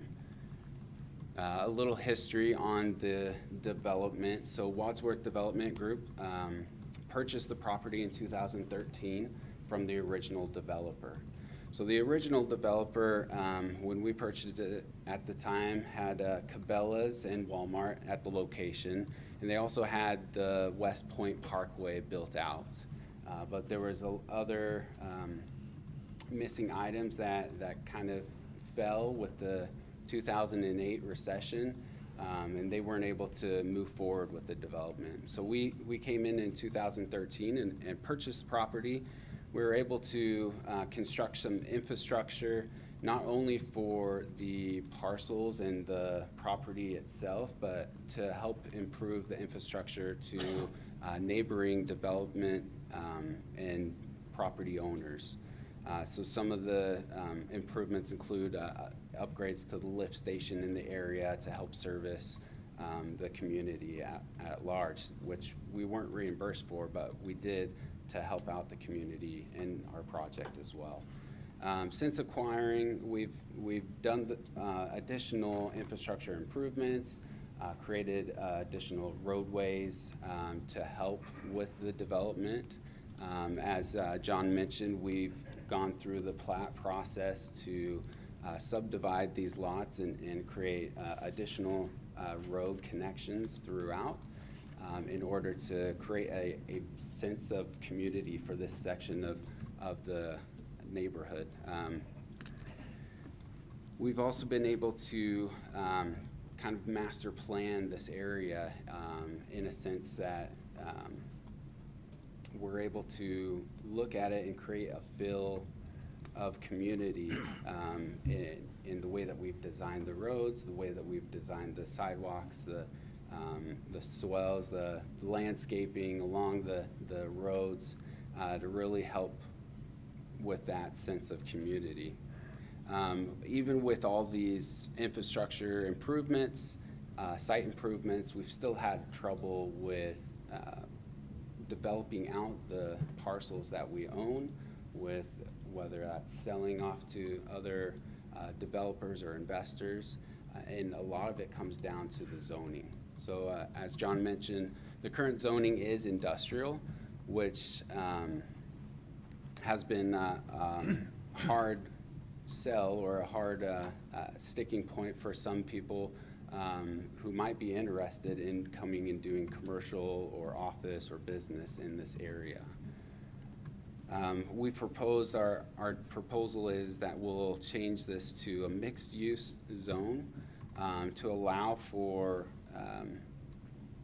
us to be able to bring in some retail, some other commercial uses. The current zoning, as we've discussed, is out of line with the comprehensive plan for the city. This request would bring that in line with what the staff has spent time and effort and money into creating a comprehensive plan. With this, we believe that we'll be able to create a sense of a community, or at least a section of the community where people can actually live and work and play.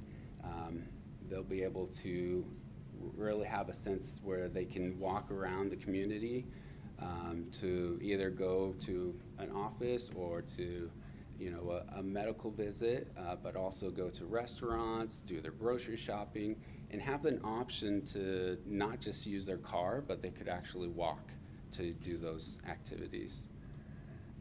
As we mentioned, the future zoning plan for the city is for this area to be a business commercial zone, and our request is in accordance with that plan.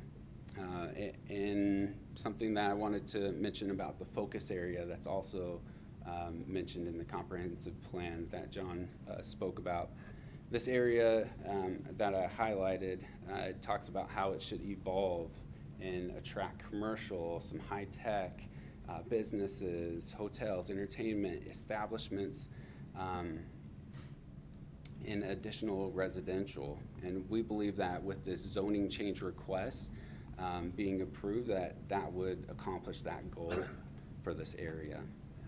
Looking at some of the issues that might come up, such as transportation, we believe that looking at these main arterial traffic patterns and road classifications, that with the proximity to Interstate 90 and the Beck Road exchange, that this area would be able to meet that.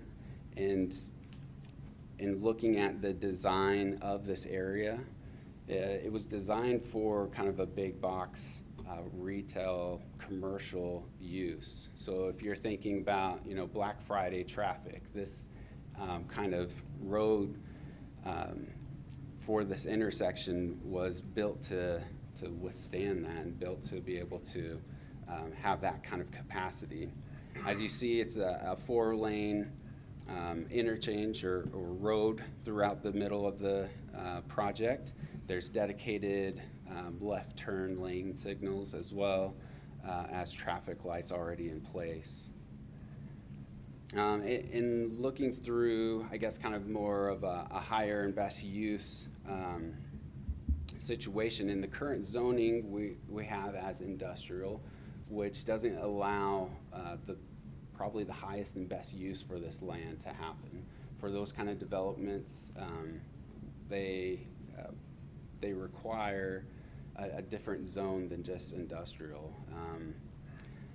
Another thing that has come up, so the prior developer also had a CC&Rs in place in order to get Walmart and Cabela's to come to the site, which restricts some of additional uses. And so having a zone that's kind of out of place, but then also having additional restrictions from Walmart or Cabela's has created some difficulty in actually letting this property be developed out. So looking at what I guess is more financially feasible, we've been looking at some willing buyers or I guess just looking at what needs they have in order for us to be able to work with them and work with the city to be able to best address what we can do with this property to meet the needs of the community. This is a hypothetical site plan of what could be possible for this property. We have in yellow a mix of residential. So we have some residential pockets up north of the West Pointe Parkway, but then also some different diversity of use for residential down to the south of the West Pointe Parkway. This also allows for some residential movement to take place, so that along West Pointe Parkway, where there is retail in blue, the residents can be able to walk, not have to use a car, and be able to actually interact with each other as they walk along the trails or on the sidewalks, and really have a better sense of a community and interaction with their neighbors. This is a visual looking east from Cabela's, so that you can kind of see the mix and how things kind of flow through West Pointe Parkway down the middle, and how there's retail mainly along West Pointe Parkway, and how everything's kind of flows together and kind of contributes and helps the uses of each of these to be able to have a better synergy when they're mixed together, which is kind of the whole point of the zone, is to have this kind of mix of use so that this traffic or these patterns of movement aren't spread throughout the entire city, but it's kind of be able to be contained in this community. In looking at the community impact, so the current market situation that we're seeing today, we have the Federal Reserve, raising interest rates, so it's making it harder for people to get loans, to get houses. It's also making it a lot harder for businesses to get loans. But this is an opportunity for us to be able to provide some additional housing, but it's in a location that's not going to impact the rest of the community or already established residential neighborhoods. It's close to the highway, so there's going to be a lot of easy access on and off, and not bog up other transportation modes or hubs. Current vacancy rate for apartments in the region is about 1.8, which is basically 100% full, because the 1.8 kind of accounts for just monthly turnover. So there's a desperate need for housing in the area, and this is a location where it can meet that need but not impact the rest of the community as much. There's a need for business commercial, so businesses, then they look for retail locations and commercial locations. They look at how many rooftops are within 1 mile, 2 miles, up to 15 miles. In different communities or different businesses will look for different communities that kind of meet that threshold, because they're looking for walk-by business or drive-by business, and how many daily trips there's going to be. And so if this area doesn't have enough residential, there's some retail users that might pass it by. And again, as I mentioned, for the traffic, there's already been designs for this area to be able to support the kind of traffic that would be there with a zone change to this CCM zone. An example of this in Salt Lake City, our company was a part of the Topgolf development there, and as you can see in blue, I have highlighted business commercial areas as well as retail, but a lot of that development didn't go forward and didn't move forward until all the residential around it was established and zoned and ready to go. To provide the housing for a lot of the workers that would be there, but also provide the customers needed for that commercial, for that retail use. And another example is Boise, and I'd like Ron to come up and talk about that. Do bear in mind, we got 1:42. Talk quick. Name for the record, please. Good evening. I'm Ron Wu. I'm with Red Tail Multifamily Land Development. We're the developer that's under contract to purchase the 19 acres north of Pointe Parkway. And we feel that we're a really important piece of this whole rezone request, because with the rooftops that we'll be bringing in within close vicinity, we think it'll really activate this center that's been vacant for quite a while and bring in the retail, office, potential medical uses, hospitality, that will make this a really well master planned community. And one of the examples that I think that really highlights this is this property in Boise called Kensington at North Point. We did not develop this, but when we toured it, we really liked the look and feel. It's a 300 unit property that sits back behind South State Street. and it sits behind about 6 acres of retail. And this retail center here is actually another Walmart. There's a nice kind of promenade here that connects the residential property with the retail, really promoting that walkability that's very popular these days. And here's just some photos of the central entrance of the retail center in the foreground, and you can see some of the apartments in the background. I'll click through some of these quickly. Here again. So this is a really look and feel that we're trying to bring to this community right off Pointe Parkway. Here's the entrance. Here's our proposed site plan. Again, you can kind of see how we're mimicking the retail in front. We have 270 units would be proposed behind the retail. 264 units would be encompassed in 12 multifamily buildings, and then 6 for-rent townhomes along that main promenade that really connects this center with Walmart, the adjacent retail that we planted to develop, and then all the other uses that Wadsworth has planned for the center. Time, we're at time, Okay. so thank you very much. Thanks. Any questions at this point? Shannon?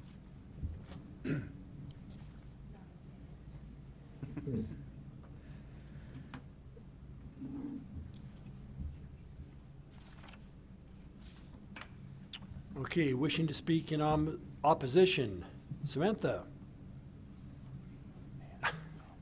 And helper. Yeah, sorry. Samantha Stigleader, 3338 North Knob Creek Court. Gosh, I just kept filling out my paper. Okay, so opposite, just like 100% opposition all the way across the board. The more they talked, the more I wrote down. So more residential is going to create traffic right there. The difference between this Walmart and the Mullen Walmart is like night and day. I hate going to the Mullen Walmart. Surrounded by city, surrounded by residential. It's a mess all day, every day. This Walmart is like nice to go to. You don't feel like you're in the middle of a big city. Oh, we were talking about this being more beneficial for more residents. It will not be more beneficial for more residents. It will be beneficial for the residents that we put in here, not the residents that already go to this Walmart that's nicer and less busy than the other Walmart. Some thoughts about how every zoning has residential in it, like some way, shape, or form, but maybe not tech. I guess I was a little bit confused in Mr. Manley's report, like, is this gonna be on roadways that are large enough? I have to put you down, I can't breathe, sorry. Cause like, it's near enough for high density, but then it's not on streets large enough for industrial, so are those not the same street classifications? It's not gonna build a sense of community. I can't tell you what goal number that is. It's probably like 1, 5, or 7. I feel like or 10. Those are like the ones that we always talk about. Not of Post Falls. We already have a bunch of complaints about Tullamore. I feel like every city council, somebody talks about how Tullamore actually isn't as great as it was sold to be.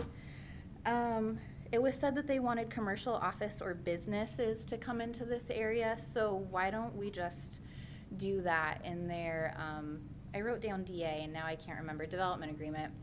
If that's what they want in this area and industrial is not working for them, let's give them the CCM,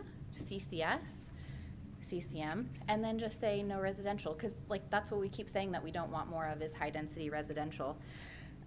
Who's asking to walk places? Like, I don't want to walk to Walmart. Like, I'm okay taking my car to these places, so I don't know why we keep saying that. The developers keep saying that people want to walk places. I want to walk to the park, not to go buy all my groceries.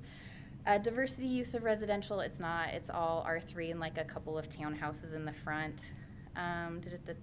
You'll block the view of the mountains right across the 90. You have this beautiful view of the hills on the other side of the river, which gives it this really nice small town feel, not with the gigantic buildings. There's already a bunch of high density residential that is in existence kind of over by, I think, Beck, and then there's more going in near the highway here. I am a former resident of Salt Lake. It's a nightmare now. It is city all the way from Provo to the south, like what is Ogden up at north? Maybe that's down by the south too. The whole valley is city. So I'm so sorry. I don't think that's a great example. I don't want to live in Salt Lake City. I moved out of Salt Lake City because they have developed everything from the Wasatch Front all the way to the other side. It is all city, the whole thing. And the same with Boise. People move to North Idaho so that they don't live in Boise. Like, we don't want to be Boise. Oh, I made it to the end. 38 seconds. And I think one of your, was that your other one, just made an escape? Oh, cool. Thanks. So real quick, we did have a couple comments that should have gone before, similar to the last meeting, that will need to be read in. Did you say will need to be read in?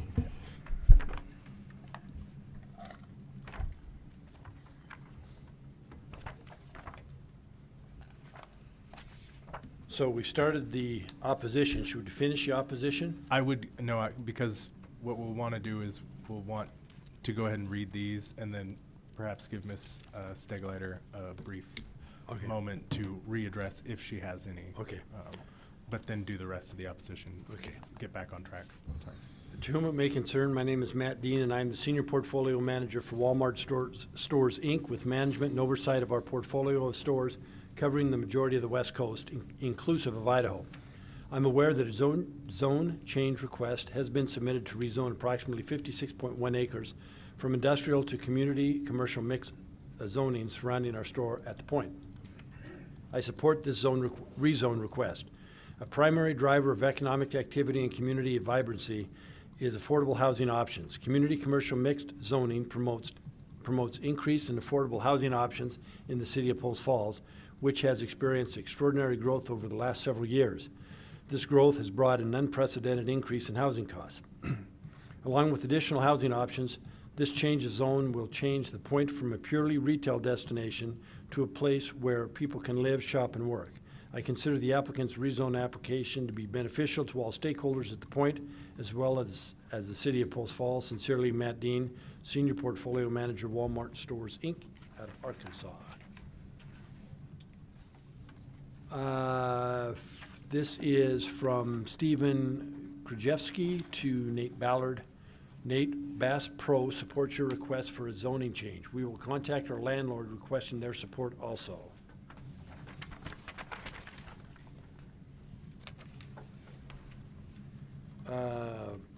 And then this says, this is from Nate Ballard to Steve.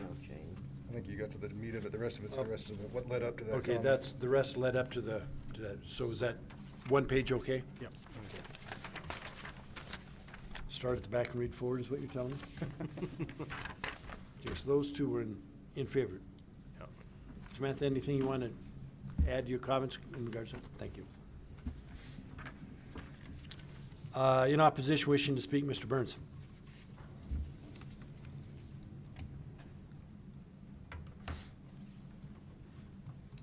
Howard Burns, 502 Rocky Point Court, Post Falls.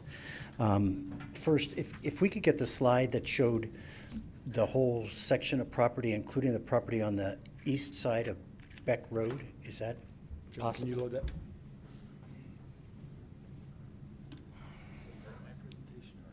Whose presentation? Well, I think it was yours. Okay.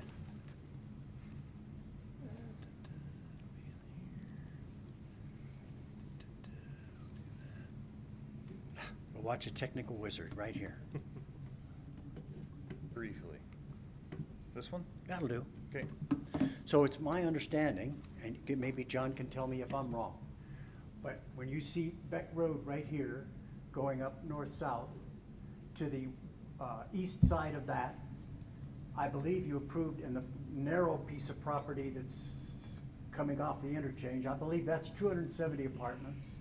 And I believe the other three lots over there is 420 apartments. The Remington is 300 apartments up at Beck and Celtice.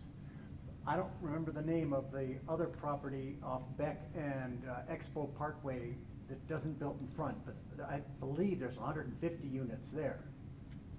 So there's lots of apartments already happening here.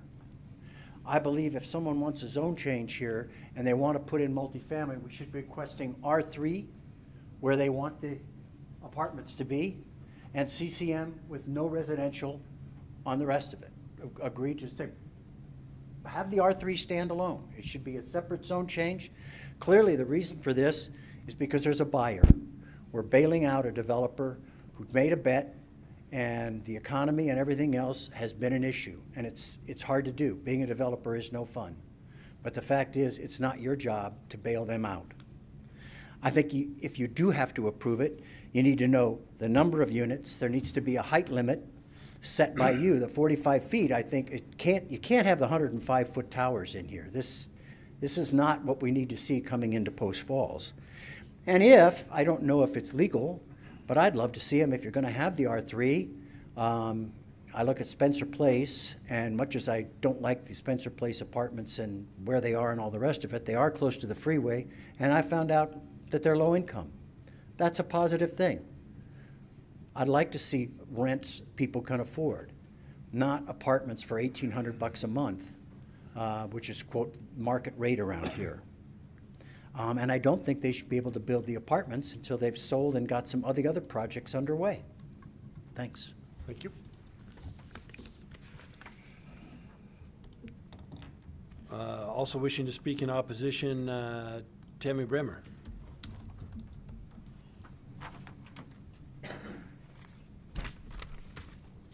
Tammy Bramer, and I'm a resident of Post Falls.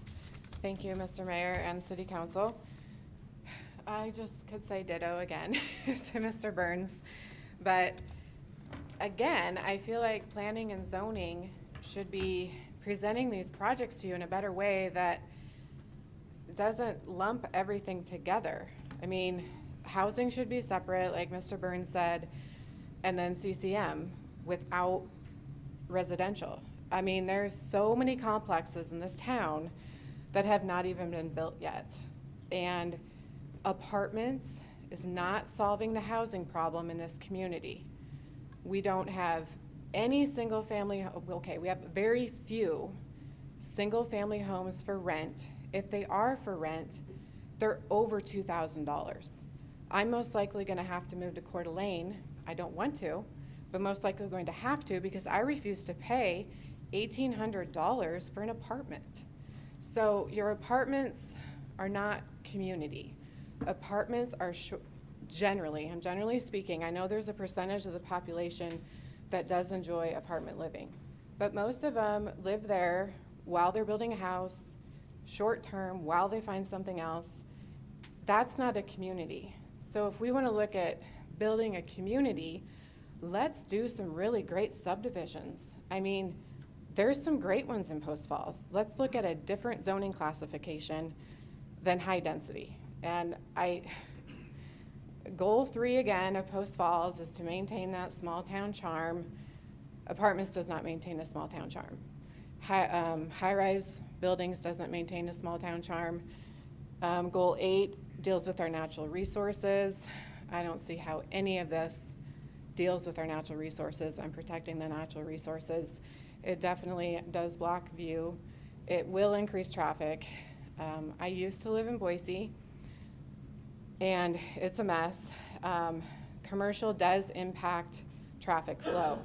All you have to do is go and visit Eagle Road at any time of the day in Boise, Idaho, and you'll see what commercial does to traffic flow.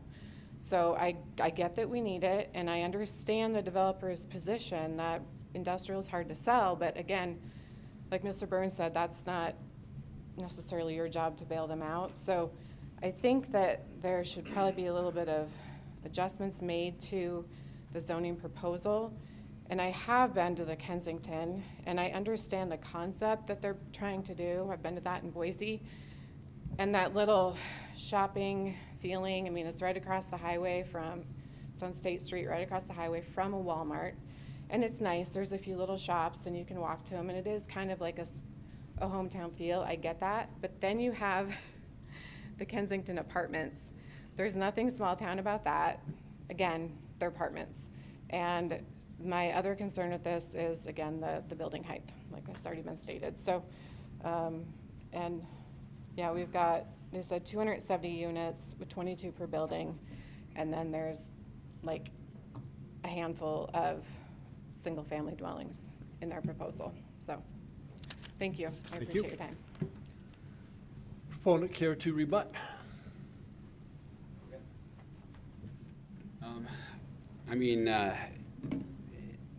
in looking at the situation of the housing market, you know, there's complaints about housing prices being too high, but complaints also of having apartments, and looking at the macroeconomic effects of the area. One of the main drivers is the lack of supply. And in looking at the market studies that's being done in this area specifically, even with those that are proposed and those that are under construction, those apartments, they don't meet the current need for the community. In order for the community to see a reduction in housing prices overall, apartments do need to be built. And what better place to put apartments than in an area where it's going to have the least amount of impact on the rest of the community in the existing neighborhoods.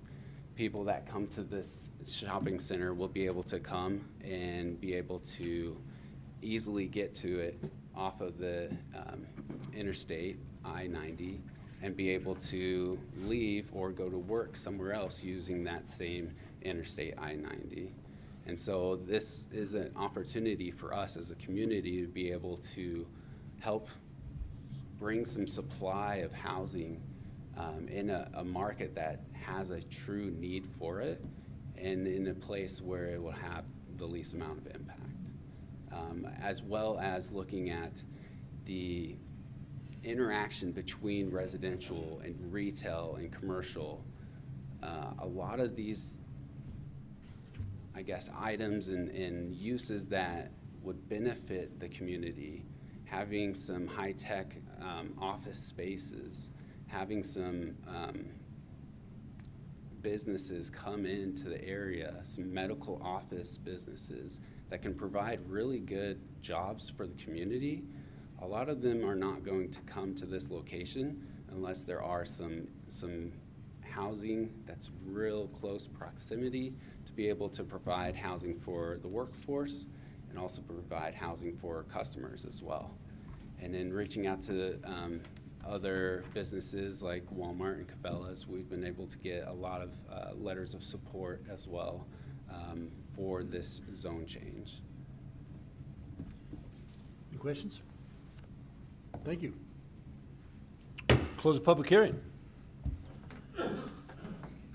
So, Phil, should we have discussion prior to going through the? So with this, it's just a zone change. There's no annexation involved. So we'll dive right into the review criteria, unless you have any other questions for staff. Any questions before we look at the review criteria? So just for clarification, CCM does allow up to 105 feet? Blanket, yeah, by default, that does. So you'd have to change it. Unless otherwise addressed within a Unless development. otherwise addressed. Okay.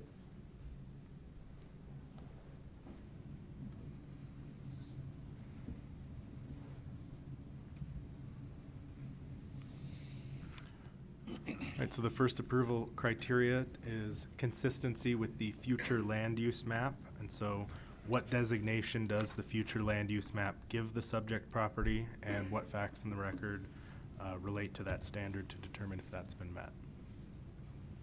You want to address that one?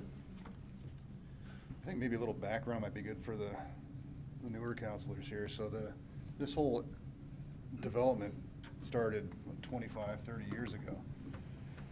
Post Falls is about less than half the size it is now.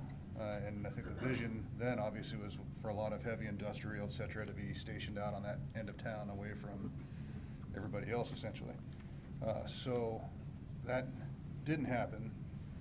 One thing that the original developer kept saying over and over and over again, and this is before I was on the council too, so, but need more rooftops, need more rooftops, need more rooftops. So what was it, 12, 15 years ago that Woodbridge was approved to go in to try to get rooftops to spur commercial, and that didn't work. And what ended up happening is it made that area even less attractive for industrial users. So I wasn't here then. I was. So it kind of that kind of messed up that whole industrial zone dream way back then. Then Woodbridge 2 got approved later because industrial wasn't happening. And So it just expanded the housing. So the industrial zone, the whole dream behind it 30 years ago has died.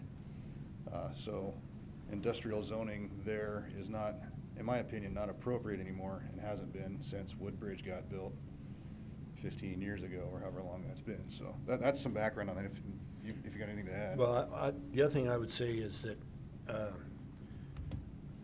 there is some, we were driving around the other day, and there is some industrial, there are some industrial buildings being built out in different areas out on the west side. One of the issues we had was businesses looking to relocate here, and they were looking for space available, and there was none.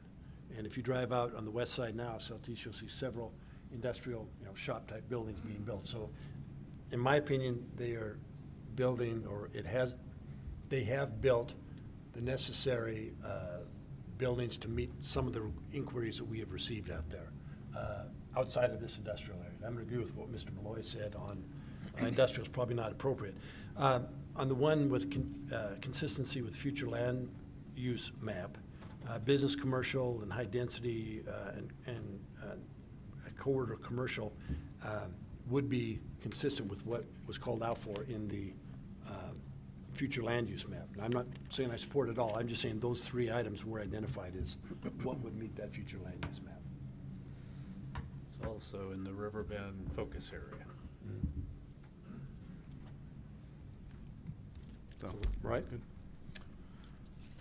So, consistent with the goals and policies which are found in the comprehensive plan, which goals and policies do you believe are relevant or not relevant to the proposal? And describe what facts in the record speak to those.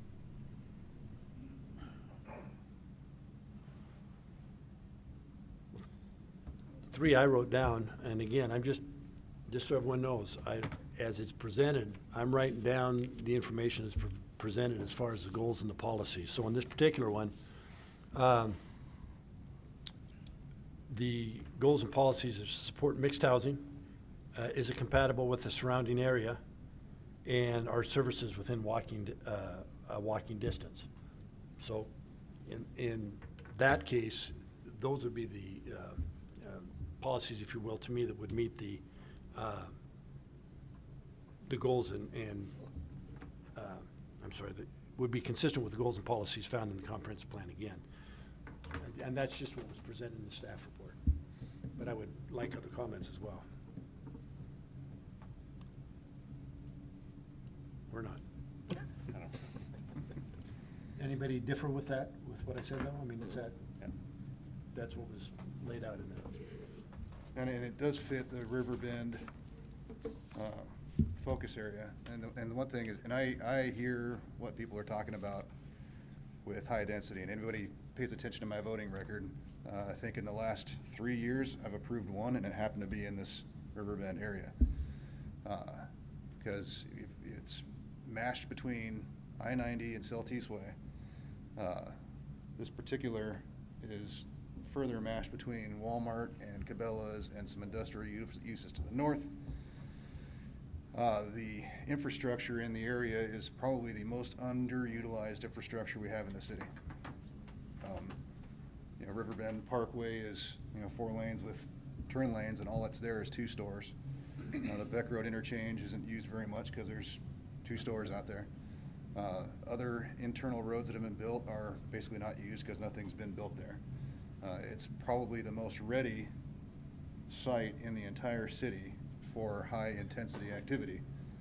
So I would say in that case, it fits with the comprehensive plan as it applies to the Riverbend focus group in particular. Yeah, I would surmise that those comments would probably meet the next, well, we are on the traffic patterns. I'm sorry, I was going to say the next one on the traffic patterns, but you're right. I did move the next. Thank you. You were on 2, then I know it's clicked. been a long I night, thought but I said we were on 2. But it does meet the third characteristic as well. Comments? I think it meets the characteristic. Yeah. So moving to 4? Yeah, move to 4. So commercial and high-density residential zoning is typically assigned along streets with a higher road classification. First question, is this commercial or high-density residential? And if so, is that along a road with a higher road classification? Well, it's yes and yes, and I don't think the roads get any higher classification than Southeast Way and I-90 in Post Falls. Well, the internal roads as well. Right. As you said. Okay. So limited or neighborhood commercial and lower density residential is typically assigned for properties as they proceed farther away from higher intense urban activity.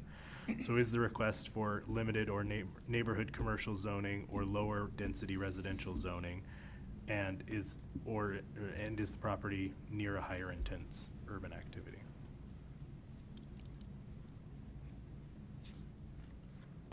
I'd say this doesn't apply because this isn't what they're asking for. I don't think it's applicable. Yeah. The only question I would have is lower density residential zoning as properties that proceed further away. You know, if things come together, it's going to be a more higher intensity use out there, but you know, we don't know if that's going to happen or not. So NA? Sure. And number 6 would be industrial, so that would be not applicable. So we've gone through those and identified the areas. How about deliberation comments? A couple things were mentioned during the testimony. Height restriction, limit the number of acres. They've identified the area that they would want to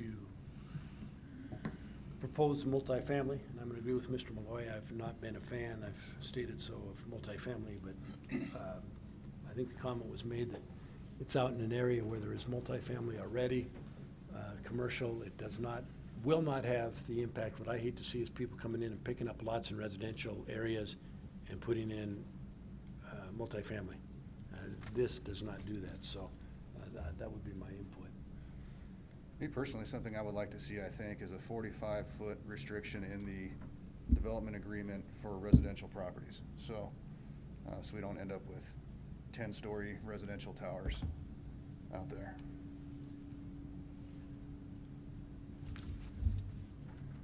I guess, go ahead. Or did you want to go ahead? No, go ahead. Okay. And I would agree with that observation. My comment on it, I think, is just to the point of, the idea that commercial businesses are attracted to higher density residential areas for the foot traffic. And I look around what's going around especially on the east side of Beck Road and kind of that neighboring area.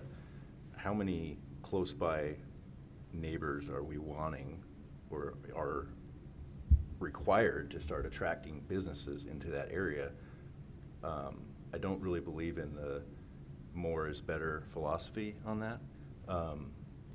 I would agree with Councilor Malloy. I'm not a real fan of high-density housing at all, especially I think when it's used to justify development that I don't think is necessary right now. So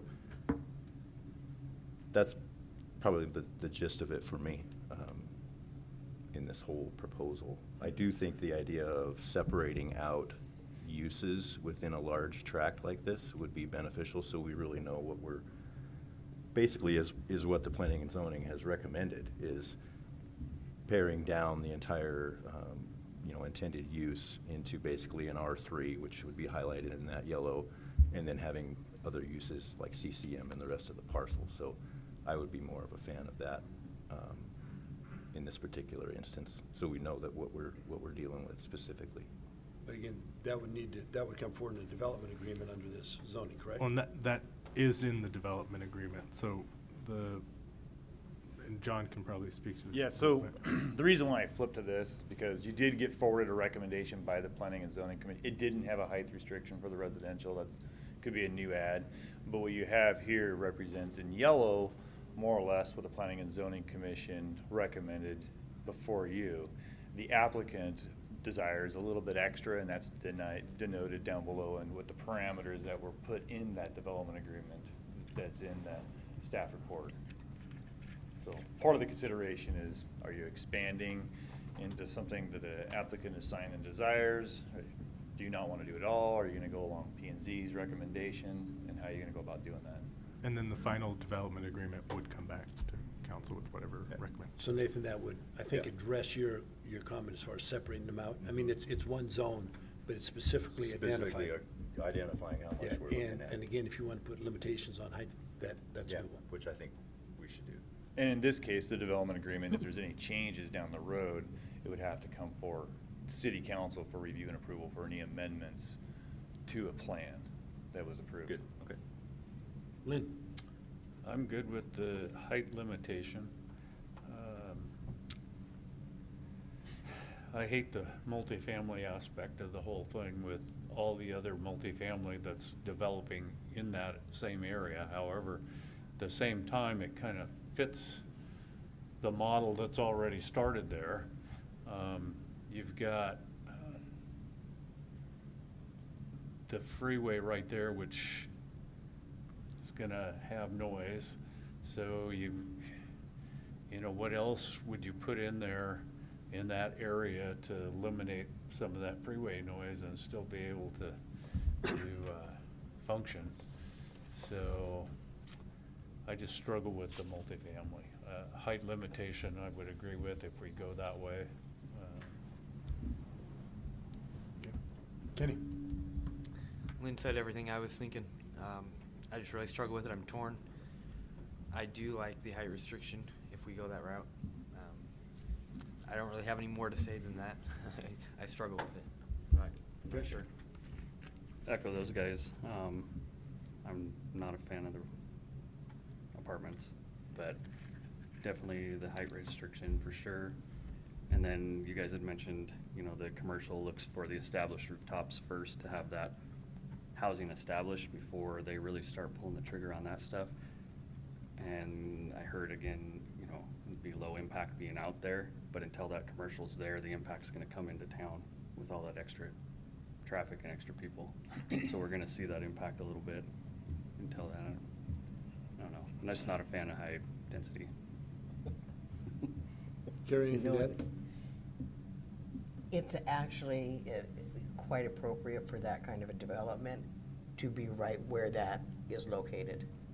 And so I have no issues with the zone change as proposed. Joe, do you have anything else to add? I have a question. Go ahead. Is there any sunset on the Walmart and Cabela's clause on what they're gonna allow to develop next to them industrial? That'd be a question for the applicant. I don't know if that's. Yeah, and I think the applicant can answer that. Nate Ballard, also with Wadsworth Development Group, the developer. To answer your question, there is not a time clock on their restrictions. It's their recorded easements and restrictions that the previous developer had agreed to, and we inherited those when we inherited the property. We have been in conversations with Walmart, and we're working with them now to amend that. To allow some of these things, and that's why we have the letter of support that was part of that. We'd hoped to have that prior to the meeting, but things move slow with that organization, so we didn't get that. Cabela's obviously is in the same boat right now as far as, you know, changing this to the appropriate zone to support more of a mixed use around them versus industrial. So their document also doesn't have a sunset on it. Thank you. Yep. Someone float a motion? I would move to approve the Pointe zone change to CCM we're talking about, right? Yes. Further, the development agreement include the P&Z's recommendation, and that there be a height limit in the development agreement on residential construction not to exceed 45 feet. So I just want to be clear, we're going with so there's kind of two, the applicant's request and the planning and zoning recommendation. So I'm going with P&Z. Going with P&Z. Do you have a second? Second. Motion second. Further discussion? Shannon, please take the roll. Walker? Aye. Thorson? Aye. Malloy? Aye. Ziegler, No. Borders, Aye. Shove. Aye. Motion passes. Thank you.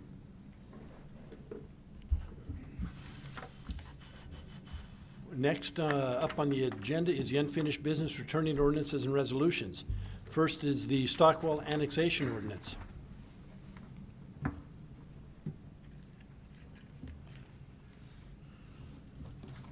you ready?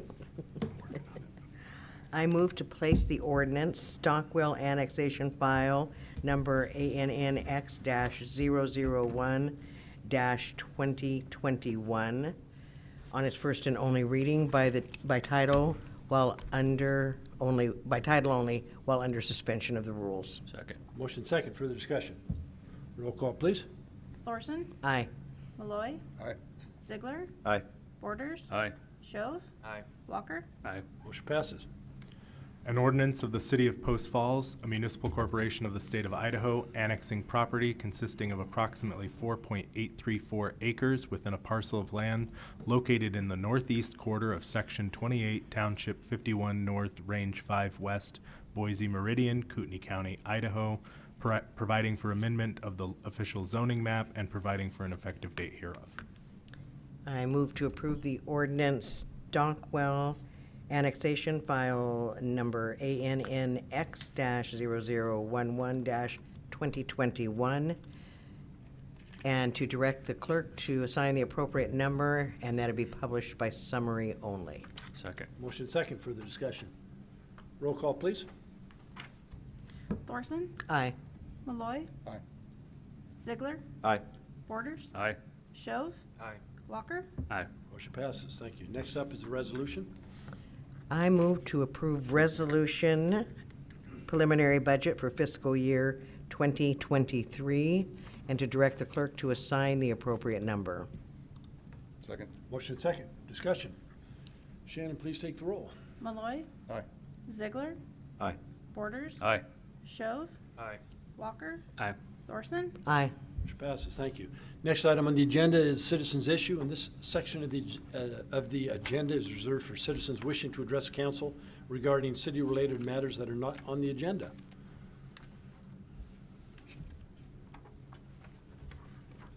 Hi, Samantha Stigleader again. I have a question to the council.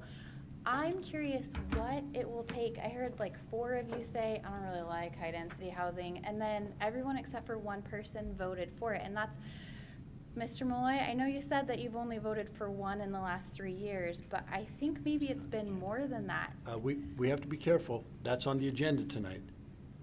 What specific? Oh, that specific one. Okay, sorry. Sorry. I won't use an example then. Okay. I'll just get to my point, which is, I'm curious as to what it takes. I know that my other 2 advocates left, but I think her name was Tammy, Miss Tammy.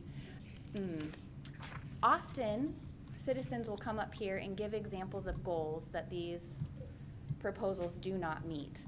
But the goals that are used as examples to pass these proposals come from the staff report.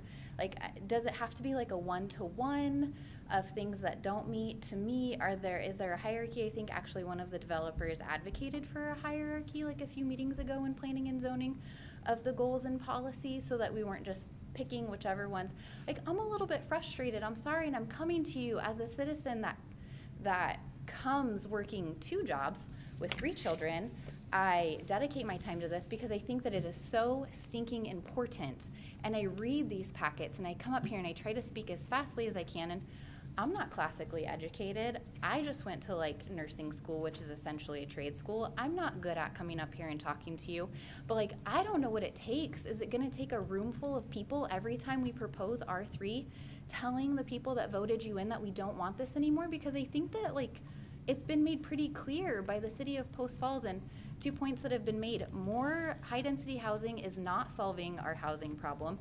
Even more R1 really isn't solving our housing problem. And if we're quite honest, if their goal was actually to lower what housing costs, they wouldn't build it. They're building it because they can get lots of money from it, which is fine, but let's say it. Let's be honest about why we're doing what we're doing. We're doing it because we can make lots of money off of it.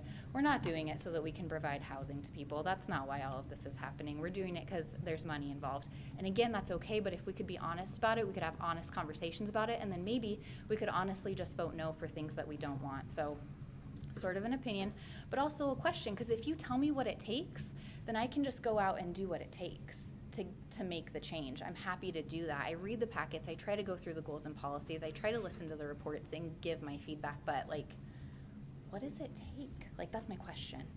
Can we set up a time for Samantha to meet with, I don't know if it'd be someone in John's area or legal to?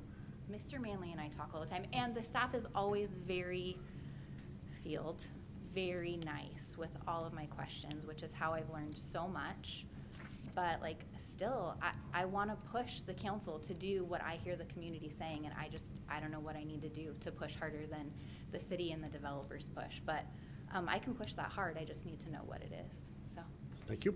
Anyone else? Next up, administrative staff reports, and we have a snapshot look at residential commercial development 2020 from 2020 to 2022. Bob.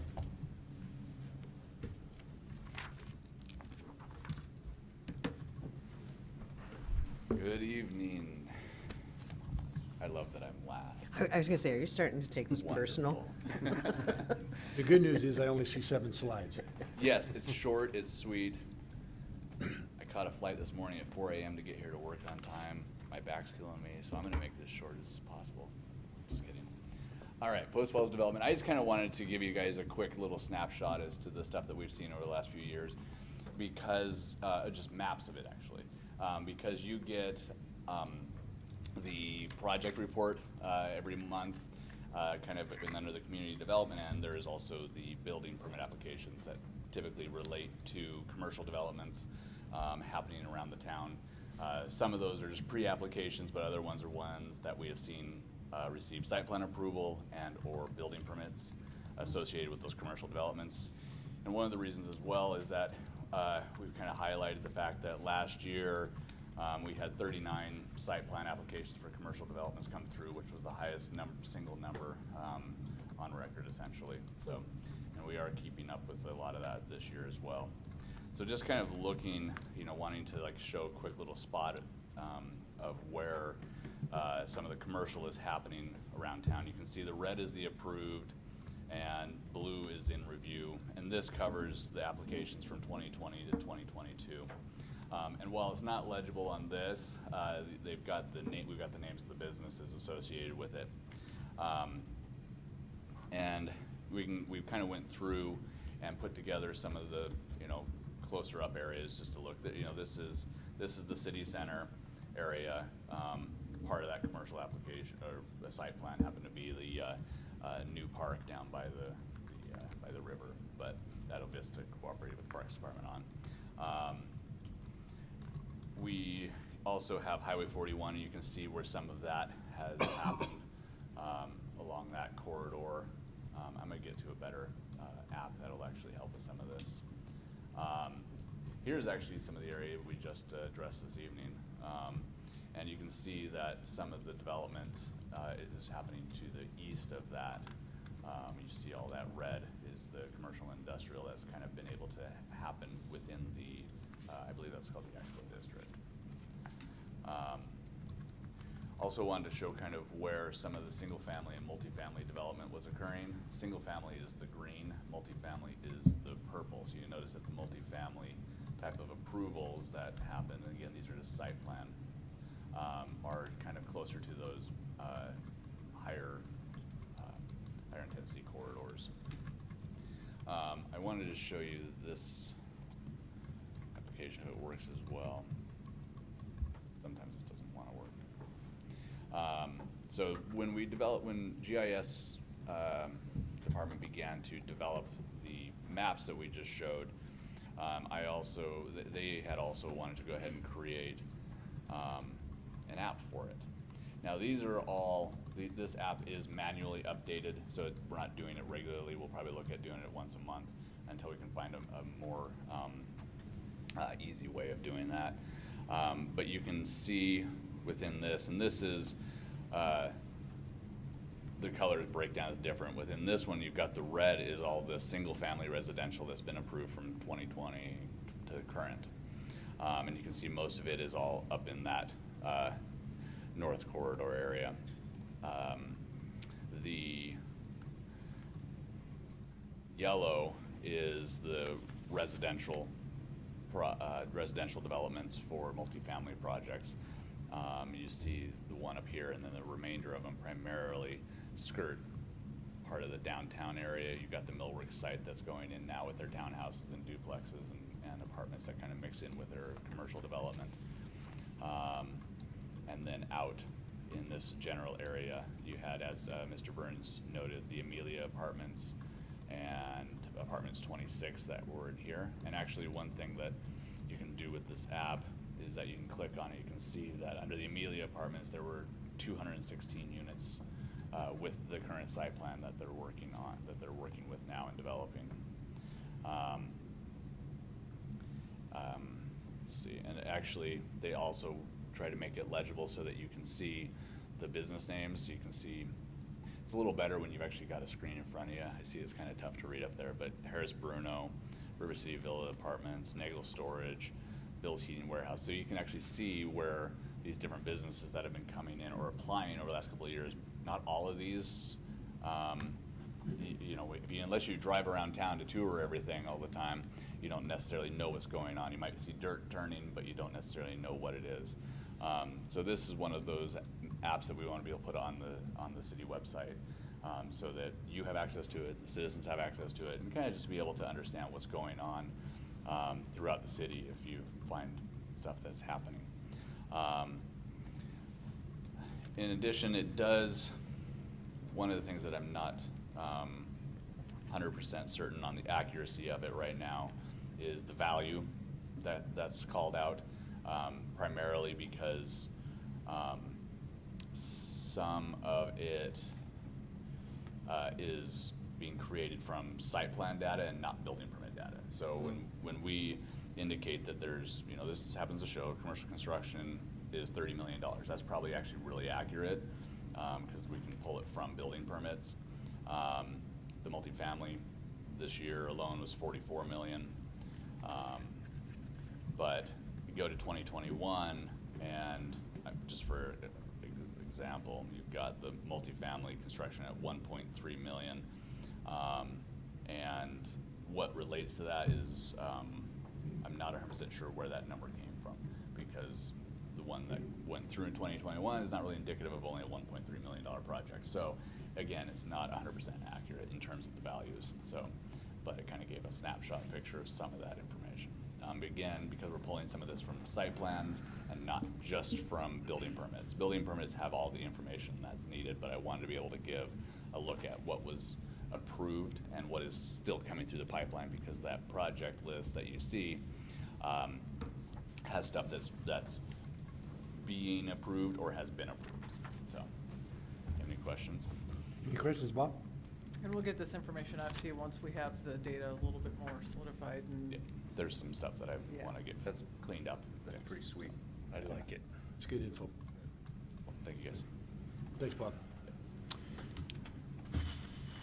Mayor and council comments. My comment is it's been a long meeting. How about council? Any Agreed. comments? We do need executive session tonight. we do. For how long approximately? 20 minutes. I like it. Okay. I will move to enter into executive session pursuant to Idaho Code 74-2061F to communicate with legal counsel for the public agency to discuss the legal ramifications of and legal options for pending litigation or controversies not yet being litigated but imminently likely to be litigated, and also Idaho Code 74-2061C to acquire an interest in real property which is not owned by a public agency, and, and not approximately 20 minutes, and that no decisions will be made. Second. Motion second, further discussion. Roll call, please. Ziegler. Aye. Borders. Aye. Shove. Aye. Walker. Aye. Thorson. Aye. Malloy. Aye. Motion passes. We'll enter executive session.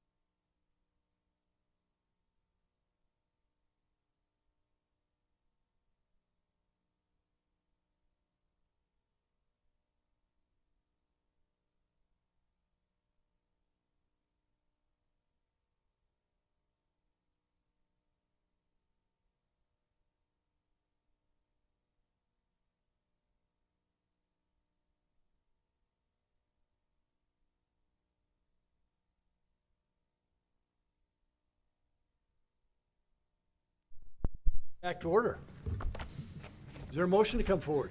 I'd make a motion to approve the waiver of claims. that all Do I we need need? more of a description than that? I think that's fine. Sorry, I don't have the agenda pulled That's up. it. Second. As discussed. Motion second, further discussion. Roll call, please. Borders, Aye. Shove, Aye. Walker, Aye. Thorson, Aye. Malloy, Aye. Ziegler, Aye. Motion passes. And the next motion is? Adjourn. All those in favor? Aye. Aye. Adjourned.